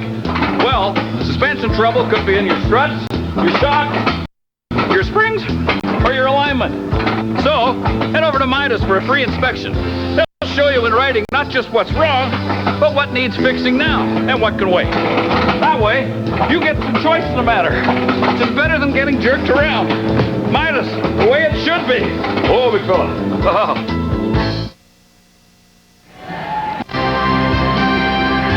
Russia leads Canada 3-1 after one period of play in this World Cup pre-tournament game. Team Canada opened the scoring. Vincent Damphousse from Wayne Gretzky and Theoren Fleury at 6:50 made it 1-0, but then the Russians came back to score 3 straight. On the power play, Alexei Zhamnov tied the game at 1 at 11:56, and then later in the period, 2 quick goals. First, Alexei Kovalev at 17:48 made it 2-1, and then 36 seconds later, Andrei Kovalenko from Oleg Tverdovsky made it 3-1 Russia. Shots on goal 9-6 in favor of Canada in that first period. Russia was 1 for 3 on the power play. The first period summary brought to you by Bauer. Back here with Ryan Walter. Ryan, you know Team Canada will want to have a physical presence against the Russians in the tournament, but there's a delicate balance there too, isn't there? We saw that on one of the Russian goals. Yeah, you don't want to step out of position to create that big hit. Certainly, watch here. Tverdovsky's got the puck, and Ed Jovanovski with the great big hit there, but it creates his offensive chance, and Alexei Zhamnov fills the hole and fills the net. Now the question for Team Canada, I suppose, is can they afford to run around against the Russians, or do you have to sit back and let them come to you? Because that seems to be what no one wants to do. I like your point, or your word, balance. I mean, you've got to watch. It's got to be a disciplined approach. You want to be aggressive but disciplined. I think you'll see that as this tournament moves forward. Also interesting, too, Wayne Gretzky made the point that the Canadians have to be solid behind their own blue line, but creative up front. Did you see that? Yeah, we did. I like the way that the Canadian team cycled the puck down low against the Russians. I thought that was effective, and they really created some offense from that, Gord.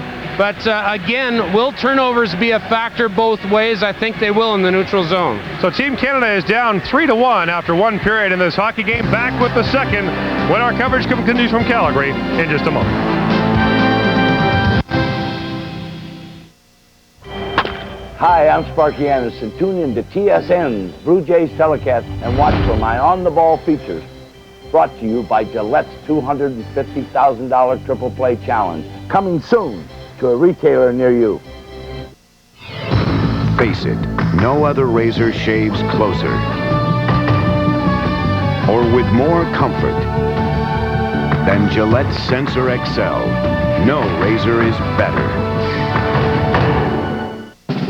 When you need a sealant that's got to stick, Mono Ultra does the trick. Mono Ultra. When it calls for the best, the choice is clear. There won't be anything like it for years. Mono Ultra. It works in the sun. It works in your shower. You wash up with water and hang it in an hour. Whatever the kitchen surface, nothing sticks to the job like Mono Ultra.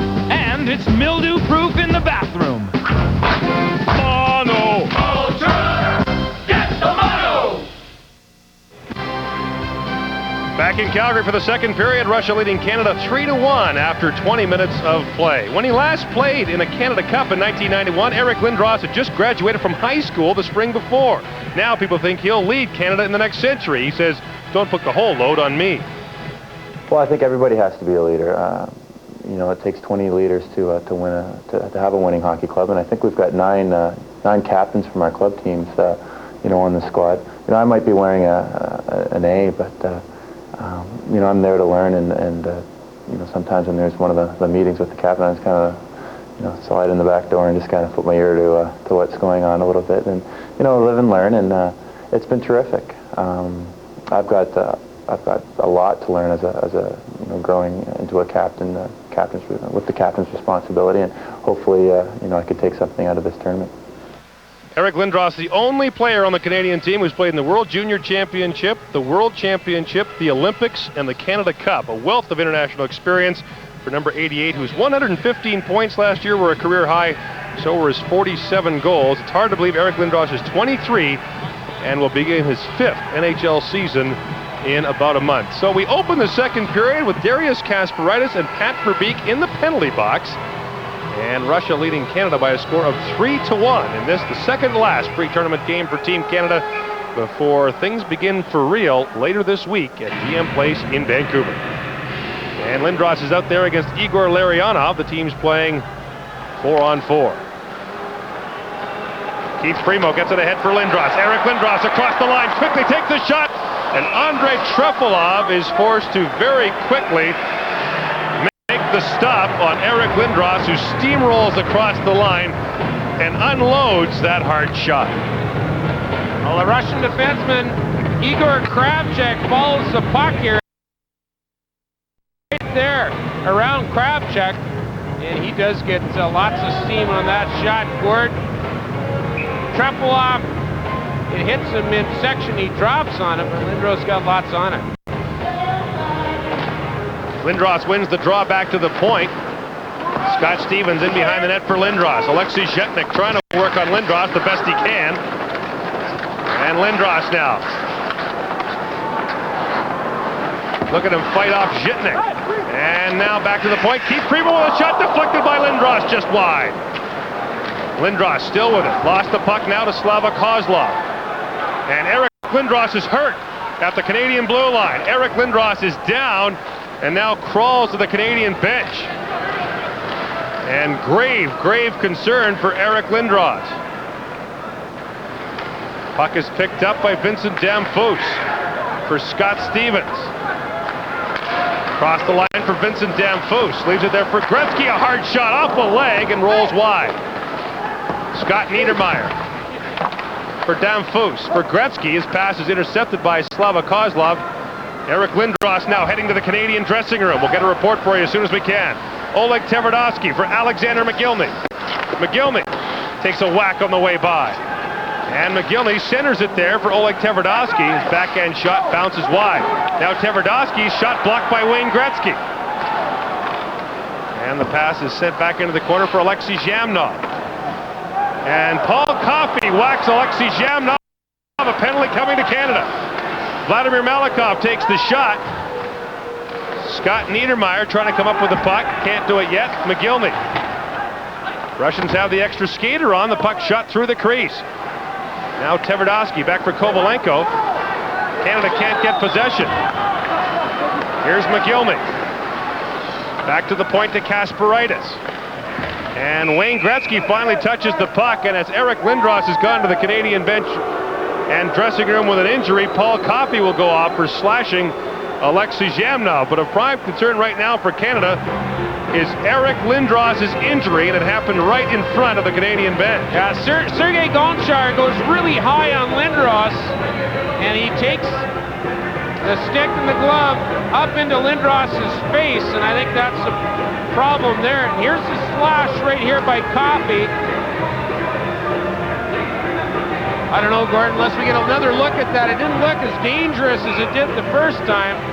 Paul Coffey concerned about that one. Wayne Gretzky was upset too at Dan Marawelli. Didn't really get the stick up at all. I thought it was a lot higher on Zhamnov, and certainly didn't look like that one might not be a penalty. Now here's a good look at the Lindros. Sergei Gonchar gets the stick, the butt end of the stick up into Lindros' face, and that's what creates a problem for Eric Lindros. Now the Russians on the power play with Paul Coffey in the penalty box. Russians scored a power play goal in the opening period. Here comes Alexei Yashin. He's out there with Kovalev and Valerie Bure, number 18. Mark Messier picks up the puck off the glass, loses it to Valerie Bure. Now here's Yashin, centering pass, broken up by Scott Niedermayer. Kovalev working around the point. This is Zhitnik. Kovalev in behind the net. Adam Foote gets there first for Canada, tries to tie up two Russian players. Niedermayer plays it to an open wing. Dmitry Yushkevich, and now Adam Foote is battling down there with Alexei Kovalev. Zhitnik for Bure. Adam Foote doesn't have a stick.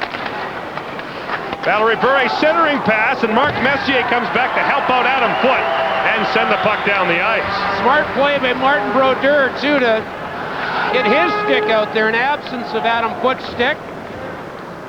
Eric Lindros is back on the Canadian bench. And you can bet he'll be looking for some revenge when he gets back out there. Now Larionov trying to poke the puck ahead. Kept in by Vyacheslav Kozlov. Slava to his teammates. And the puck is shot down. 30 seconds to go with a penalty to Paul Coffey. Here's Kovalenko. Trevor Linden was knocked down. No penalty. Now Kovalenko dumps it off for Igor Larionov. And Larionov back to the point to Darius Kasparaitis. For Larionov, using Dan Maruelli as a screen. Back to the point. Kasparaitis, a shot just wide. Rod Brindamore clears it, but not out. And finally, Trevor Linden taps it down the ice as the penalty to Paul Coffey expired. Coffey back on the ice.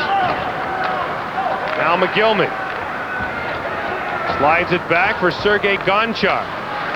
Here's Larionov across the line. End of a long shift for Larionov, and he'll head off. Scott Stevens almost had that pass intercepted. And now the Canadians regroup. Vincent Damphousse ahead for Theoren Fleury. Fleury working around Oleg Tverdovsky. Fleury has Yzerman with him. And Fleury is tied up along the boards. The puck is cleared ahead. Oleg Tverdovsky. Now Fleury knocks down Alexander Semak. And Malikov back to get it for the Russians. Here's Sergei Berezin, number 20. Berezin.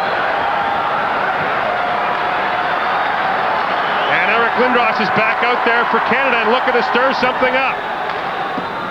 Long, soft shot taken by Semak, and the stop is made by Trefilov. 15:02 to play in the second period. Russia leads Canada 3-1. Introducing a new luxury vehicle with the most powerful V8 in its class, the safety of dual airbags, and the ability to take you where no luxury car can. The new Jeep Grand Cherokee Limited. With over 40 major advancements, it's truly the perfect luxury vehicle for whatever nature unveils.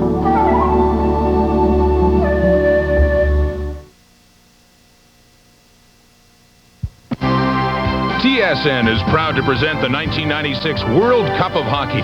Tonight's second period is brought to you by Chrysler Canada. We're not just building cars, we're building Canada. Welcome back to Calgary, where the fans are trying to cheer Canada back in it. And we have a guest in the booth with us here. On my left is Ryan Walter. I'm at center, and on the right is Brendan Shanahan, out of the lineup for Canada tonight, taking a little breather. Brendan, first of all, has this game gone pretty much the way you would have expected with the physical tone that Team Canada's been setting? I think as the game goes on, we'll set more of a physical tone and hopefully wear them down. They've got a couple bounces there late in the first period, and it's up to us to change momentum, get back in our favor. And Eric Lindros out there now certainly plays a major role in that. Saw you limping at the morning skate this morning. You okay? Yeah, I'm okay. Just a little night off, rest up, get ready for the big one next Thursday. How tough to come back and play this quickly after a short training camp? Well, for me, I had quite a break, so I was ready for hockey. There's Scott Niedermayer picking it up. His New Jersey Devils missed the playoffs this year, a year after winning the Stanley Cup. And Niedermayer, being hooked from behind, sends it ahead for Eric Lindros. Lindros has Claude Lemieux with him. Lindros gets hooked off the puck by Dmitry Yushkevich, his former teammate. Now Yushkevich almost got low bridged by Lindros. Lemieux with it. Claude Lemieux. Here's Ed Jovanovski pitching up. Jovanovski, surrounded by Russian players, sends it back to Scott Niedermayer. Lindros just missed the pass from Keith Primo. Now Lindros with it behind the net for Claude Lemieux. Back pass now for Jovanovski pinching in. And Jovanovski now hustles back to his blue line spot, but not before he picks up this pass. And Jovanovski working on Alexei Zhamnov, gets it to Lindros, centering pass, just knocked wide. Now Niedermayer a shot, Trefilov knocks it wide.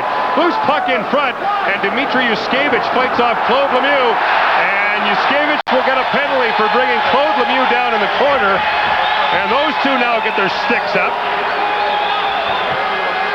And Team Canada will get a power play opportunity here with 13:56 to go in the second period. Brendan, this is supposed to be a World Cup pre-tournament game. Looks pretty intense out there.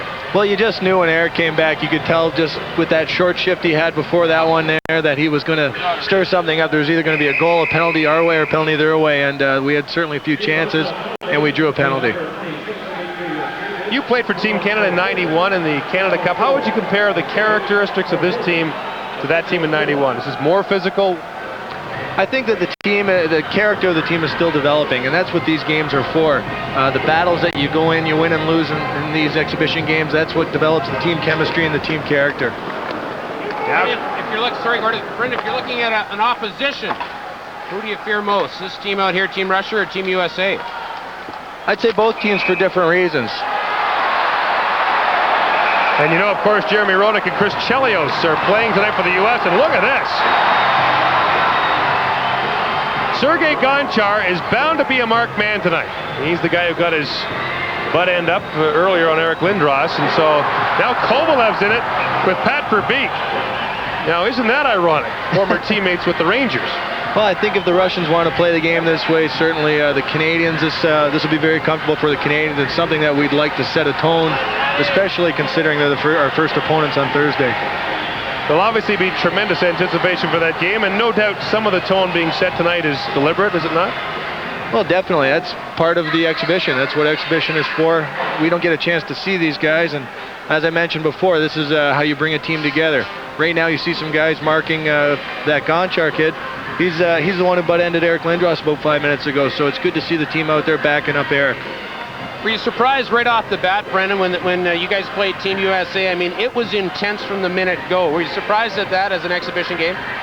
Not really. I think the players, especially the ones who have played in other Canada Cups, I played in '91, we knew what to expect. The fans, I think, were very surprised. A lot of people came up to me and commented on the intensity of the game. There's a lot of competition, a lot of animosity, and a lot of pressure on both the Canadian and American team. We see these guys a lot. Certainly, some of them are our teammates, but once we put on that home country uniform, everything changes. Certainly not an all-star game. It's not a tic-tac-toe. There's lots of contact. Lots of contact, and I can tell you from my experiences in the dressing room, in this short exhibition schedule so far, there's some rivalries developing. You know, there's been a lot of talk as we look at Wayne Gretzky about the torch being passed to younger Canadian players who will play in the Olympics in '98 and beyond. Do you get the sense that lessons are being learned here by some younger players from people like Coffey, Messier, and Gretzky?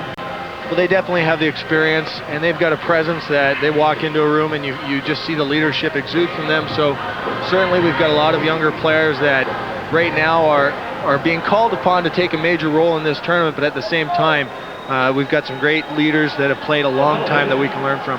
Brendan, how about the new face-off alignment, the line alignment? Have you talked about that, and how's that been as an adjustment? Well, the guys have talked about it. From what I hear from the centermen, it favors a big guy like Eric here who can still lean in and get over top of that dot. A guy like Steve Yzerman was telling me that it's a little bit tougher on the smaller players to get that leverage. Lindros wins the draw cleanly. Back to Steve Yzerman, actually, who plays the point in this Canadian power play. Yushkevich gets the extra penalty. And the loose puck in front. Trefilov able to knock it away. Coffey back at the point. Coffey scored! Paul Coffey on the power play, and Canada trails 3-2.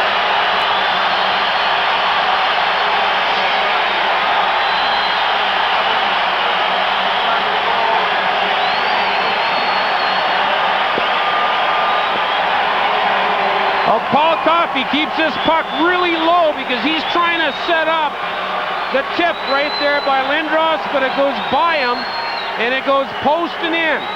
Coffey with the low tippable shot, but that goes post and in. Great positioning by Eric Lindros right in front of Andrei Trefilov. Not much chance by Trefilov to even see the puck. The only defenseman in the top 30 all-time in NHL scoring, Paul Coffey, has brought Canada within a goal.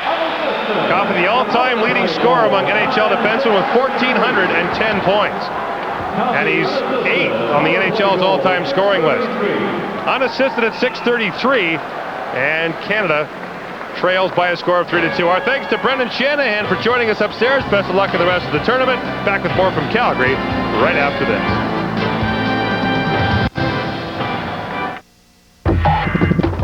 NEBS is a direct marketer.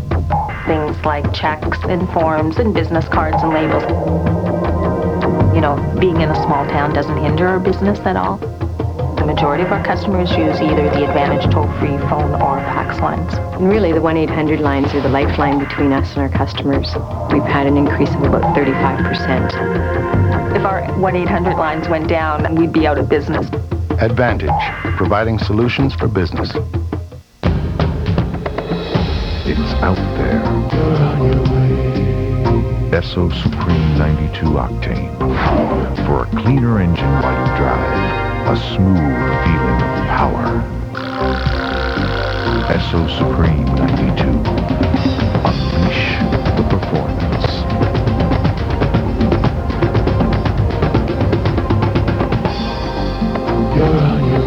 With Esso.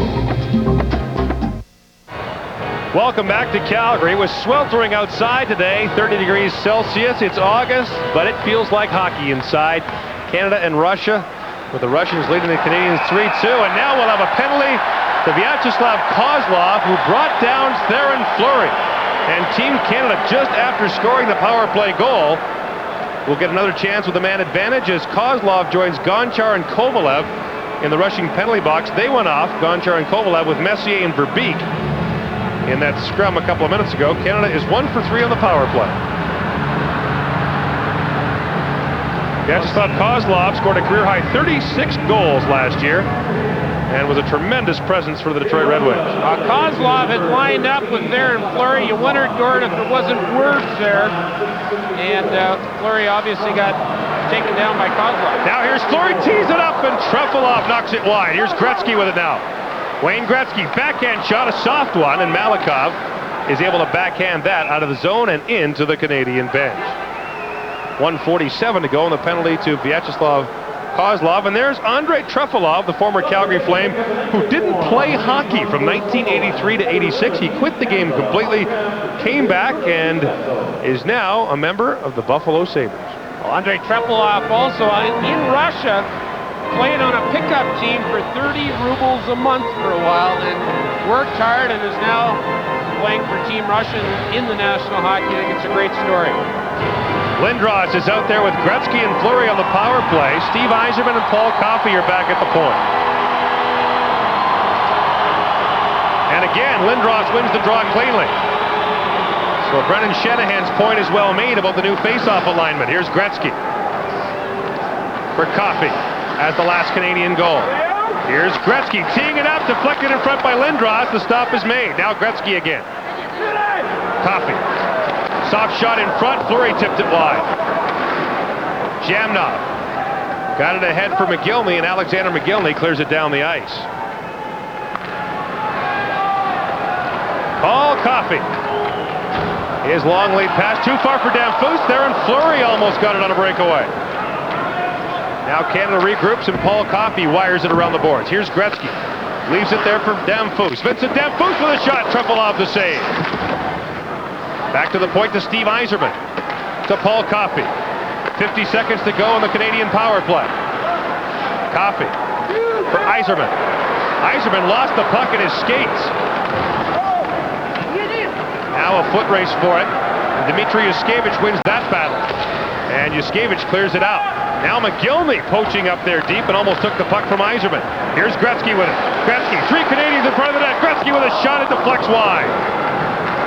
And Andrei Nikolishin knocks the puck down into the Canadian zone. 25 seconds to go on the power play. And a great look at the patience of Wayne Gretzky to hang on to that puck.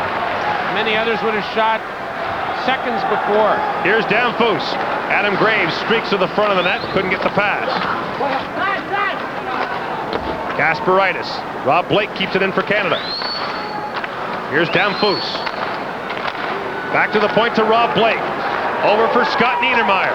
Soft shot. Trefilov saw it all the way and made the stop. Kozlov is out of the penalty box looking for the long lead pass. Now Alexei Yashin brings it across the line. Yashin.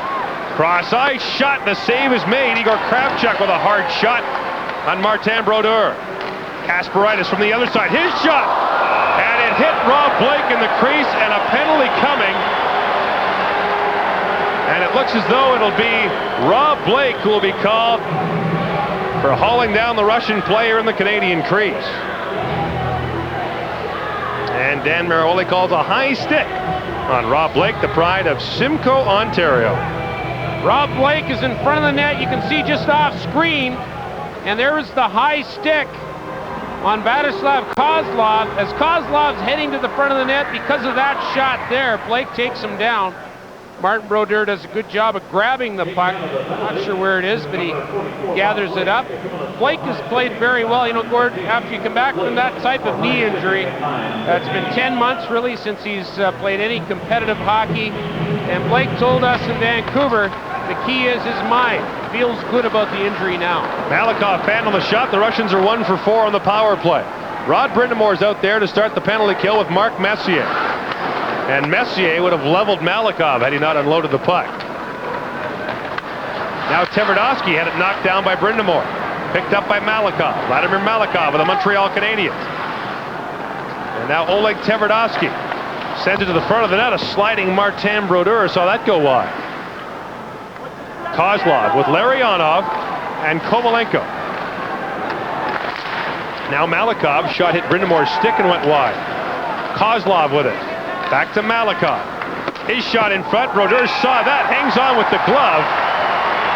And with 1:16 to go on the penalty to Rob Blake, we'll have a face-off in the Canadian zone. In front of Martin Brodeur, the Canadian team is doing a good job of setting up a diamond on their penalty kill. In other words, they're taking away, watch here, Messier will take away the top shot, even though that shot's a wrist shot through, but Brodeur has no problem with it.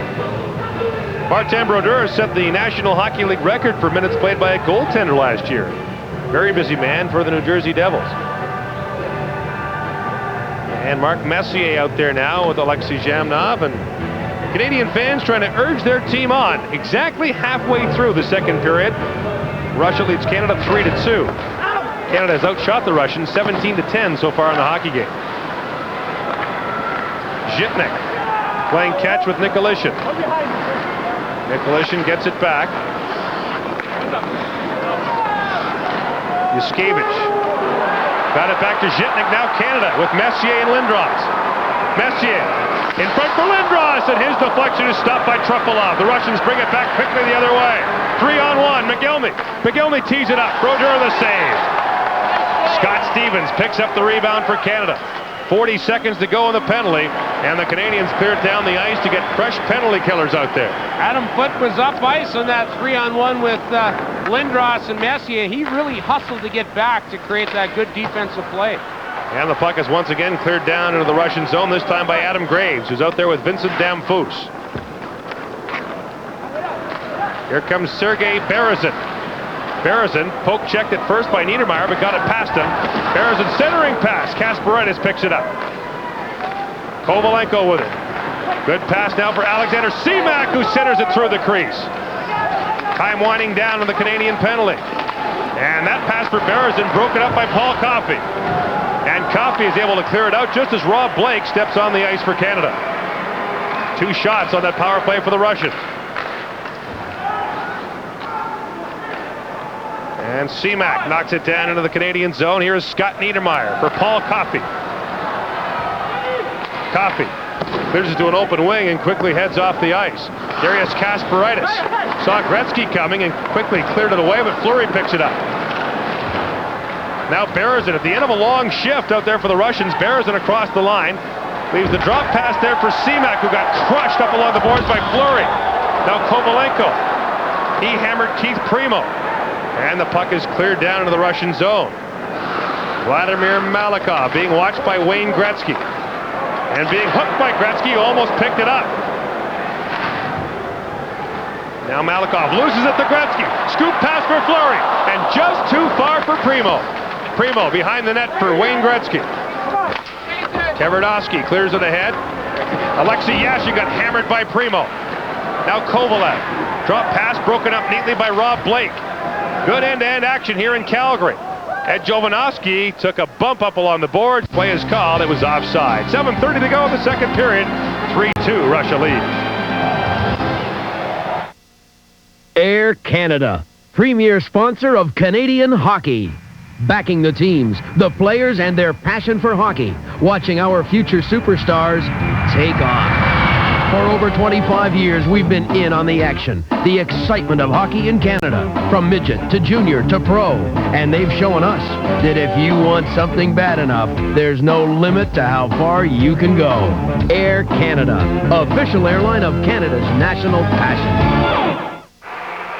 The 26 players on Team Canada's roster have scored a combined 5,189 goals. They have scored more than 14,000 career points. They've won 32 Stanley Cups. They've won 17 Canada Cups. And last year, they made more than $80 million Canadian between them. Barry Stafford, one of the Canadian trainers, was joking earlier that perhaps the most difficult thing to do on the Canadian team is to handle the safe deposit box before the game. There's a lot of expensive jewelry that goes in there. And Martin Brodeur is the proud owner of a Stanley Cup ring, won with the Devils 2 years ago. Martin Brodeur won a silver medal for Canada at the 1996 World Championship in Vienna past spring. Oleg Tverdovsky is back to get it. He's out there with Vladimir Malikov, two offensive defensemen, and Linden picks it up for Canada. Linden back to the point for Scott Niedermayer. His pass bounces right to Steve Yzerman. Back to the point to Scott Stevens. Now Brind'Amour behind the net. Rod Brind'Amour. Worked over by Malikov. Now Linden behind the net. In front for Yzerman, who shot it just wide. Now Linden battling for the puck. Lindman's there for Yzerman. Now Linden to the front of the net. Stevens with a shot off the side of the net. Yzerman had his pass stolen by Igor Larionov. And Andrei Kovalenko will knock it down the ice as the Russians relieve the pressure. Scott Niedermayer back to touch it. 6:38 to play in the second period, and Team Canada pushing for the equalizer. Well, the Rod Brind'Amour, Trevor Linden duo have played with Steve Yzerman here tonight. Joe Sakic in previous games, but excellent pressure right here. Look at Yzerman turn and fire. Now give Andrei Trepilov some credit there for his concentration. He followed that puck right onto Steve Yzerman's stick. Good release by Yzerman, just a little bit wide.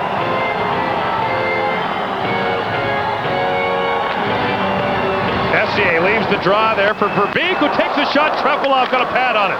Messier battling on the side of the net along with Adam Graves. Now Verbeek. Coffey pitches up, sends it to the front of the net. That's deflected high and wide by Graves. Graves behind the net. Try to work to the front. Jitnik knocked it away. Adam Graves to the front of the net, just out of the reach of Pat Verbeek. And the Russians again forced to clear it out, and Adam Foote hammered Andrei Nikolitin as he cleared the puck out.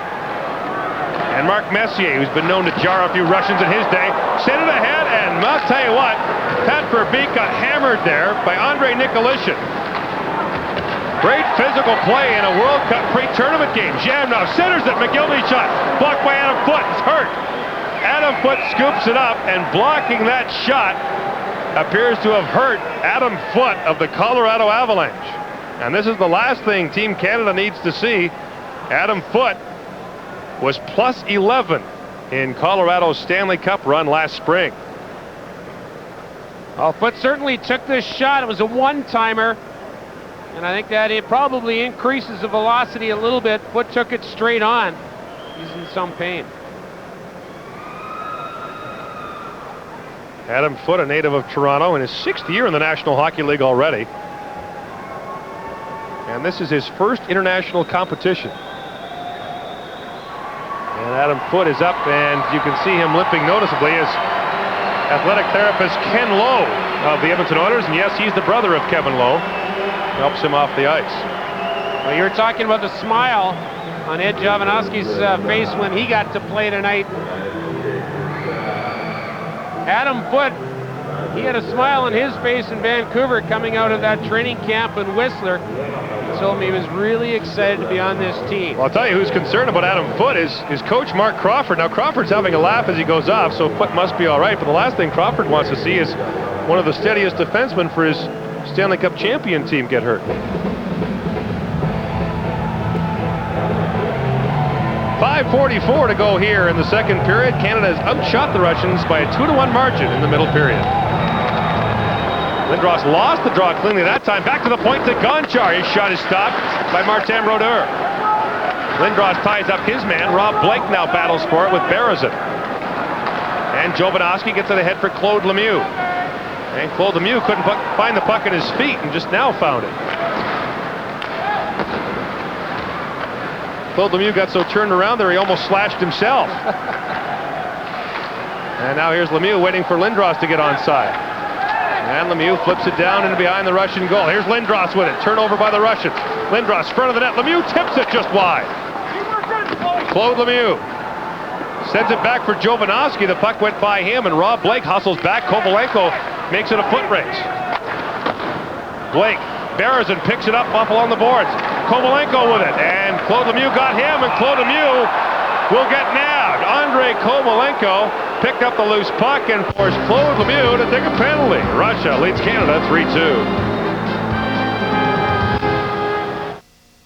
There is a girl being born in America, and somebody will tell her she is beautiful, and somebody will tell her she is strong.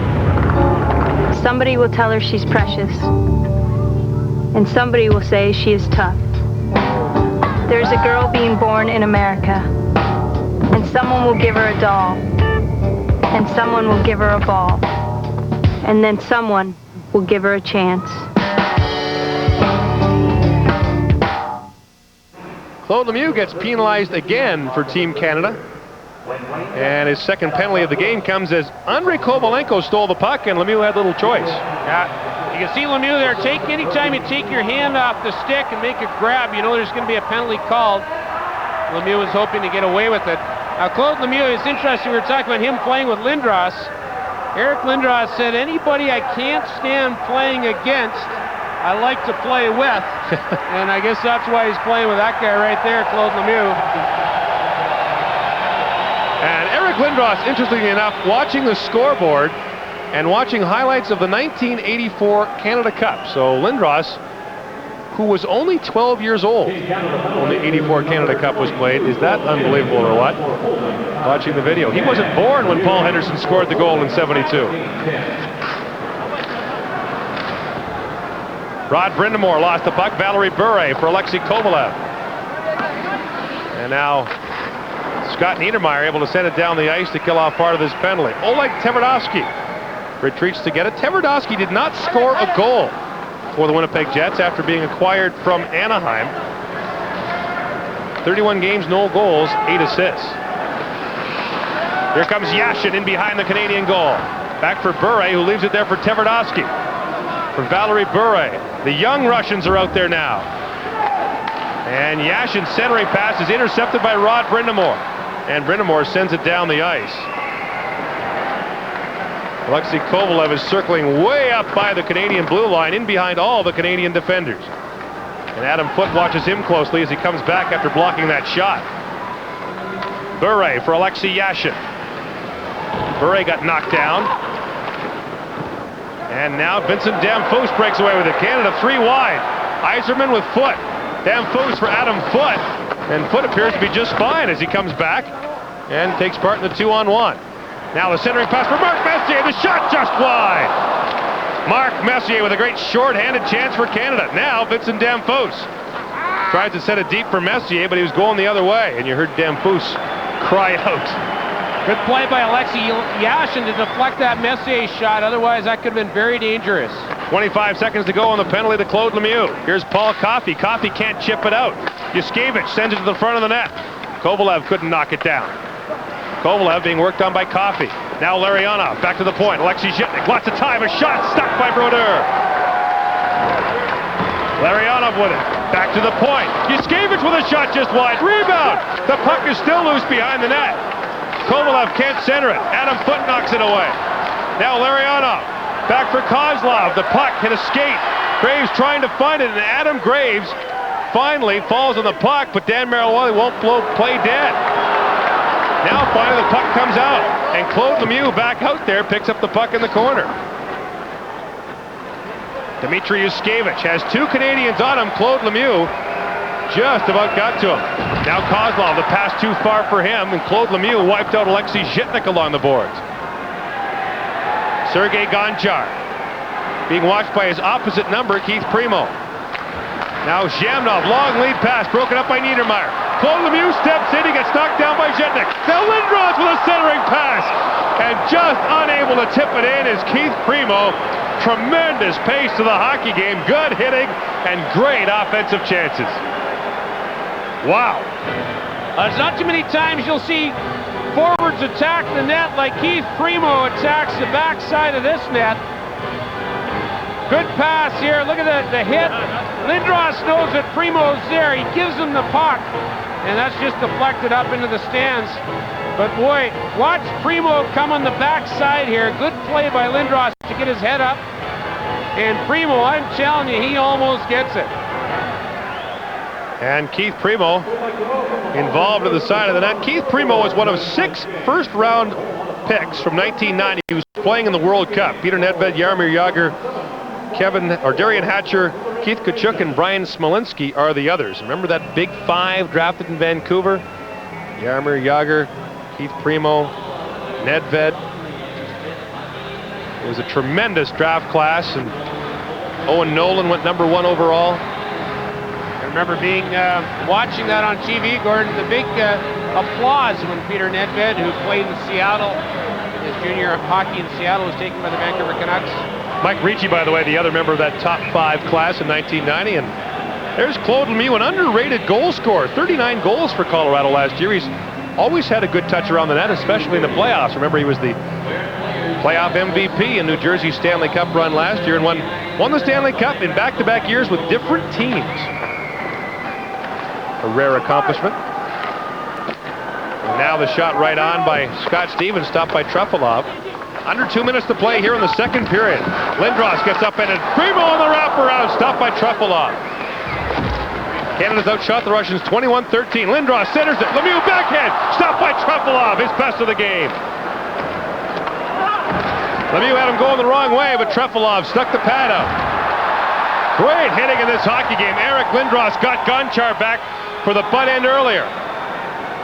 Now Zhamnov for Nikolishin. He gets bumped by Scott Niedermayer. Now Kevin Stephen loses the puck. And Claude Lemieux is back to pick it up. Vincent Damphousse can't knock it down. Gonchar clears it out of the zone, and Gonchar got hammered again by Lindros. Now here comes Zhamnov. Zhamnov centers it. Martin Brodeur hangs on, and Gonchar got the first one in, but I'll tell you what, Eric Lindros has his revenge with 3 thundering hits and a standing ovation here in Calgary.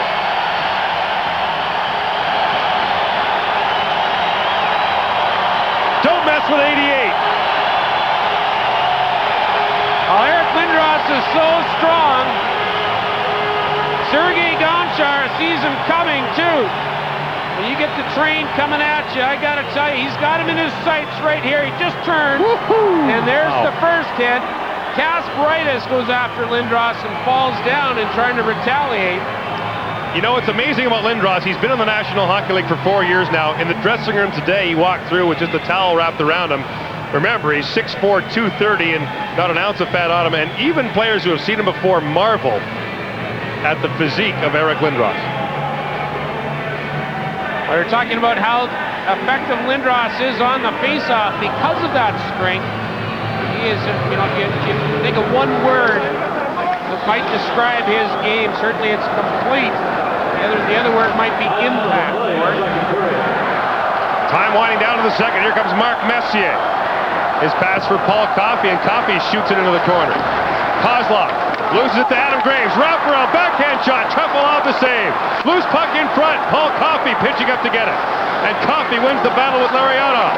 Now side of that. Graves backhand shot. Rebound. Trefilov another save. And Pat Verbeek standing right on top of him. And more pushing and shoving breaks out. Look at Mark Messier. Messier wants Kovalenko. And Adam Graves, in the middle of that. Adam Graves is tied up too, I think, with Oleg Tverdovsky. Here's another guy you don't want to mess with. Well, both Graves and Messier were right in front of Andrei Trefilov, and it was amazing to see Trefilov stand in there. Normally a goaltender will go off to the corner, but Trefilov continues to get involved, and certainly Messier and Graves were very involved. Paul Coffey will come back screen right here, and he begins it. There's the hit by Coffey. The response, we've got Messier and Graves involved. Trefilov, look, he's looking to try and get his man. If you think back, too, to the 1984 Canada Cup, an infamous moment from Mark Messier, an elbow on a young player named Vladimir Kovin in Edmonton in the round robin that laid him out for about 10 minutes. It was a vicious hit by all accounts, and it certainly sent a message, and Mark Messier has not been forgotten since. Interesting story about Messier. You know, they talk about the look from Mark Messier. Yesterday, a young 7-year-old boy was the winner of the Experience the Dream, went into the Canadian dressing room, and Bill Tuelli, the Canadian public relations man, said, "Come over and meet Mark Messier." He said, "Mark," and Messier looked up with that look, and the young guy ran away yelling. So they finally brought him back. Messier signed a stick. He gave the kid the stick. The kid walked away and said, "He scares me." Well, that look has scared a lot of players in the National Hockey League, so welcome to the club, little guy. Mark Messier, one of the most decorated players in hockey, 6 Stanley Cup wins. He's a 3-time Canada Cup winner. His 47 goals last year were the most he's scored in 13 years, and he got his 500th last year against the Calgary Flames. He also moved into 5th on the NHL's all-time scoring list, 1 point ahead of Stan Mikita. Well, there's a name from the past. Scored the first face-off I ever took in the National Hockey League was against Stan Mikita. Did you win it? I tied him. I remember I had Stan Mikita's hockey book when I was younger. He had a drills book. He used to have to stick handle an egg. And finally, my grandmother made me stop when I'd basically turned the basement floor into an omelet. That was enough of that. Better that than a hand grenade. That's right. 39.3 seconds to play in the second period. And no penalties called on that last altercation. Lindros is back out there with Primo and Claude Lemieux. Gordon, get a real good look at the setup here off this face-off. See Lindros, there's the skates. That's where the skates have to be on this new alignment in the National Hockey League. That's why Lindros is so effective. Yashin's got his skates. Good job by Yashin off of that one. But you've got to be able to reach out where before you can sneak up on the puck. Should say no power play on that last altercation. They're offsetting minors of Tverdovsky and Malakoff for Russia, Graves and Verbeek for Canada. Trefilov clears it away from a streaking Keith Primo. Now Zhitnik. Well, Primo had him lined up, and Zhitnik stepped right out of the way. Now Lindros hammered his man, Dmitry Yushkevich. Now here comes Alexei Yashin. Drop pass for Zhitnik. Zhitnik a shot. The rebound as Brodeur made the saves. And Yashin can't pick it up. Now Lindros. Bump from behind, but able to clear it up. Time winds down in the entertaining and physical second period. Canada gets the only goal and trails 3-2. I think the physical aspect of that second period is where Canada has dominated that second period. That's the real key, and you see Lindros is still involved with Gonchar. We'll watch for that in the third. Eric Lindros making his presence felt. Paul Coffey's power play goal pulls Canada within 1 after 2 periods.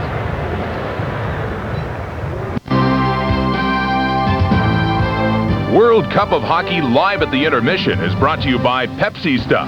People who drink it, get it. Ends October 31st.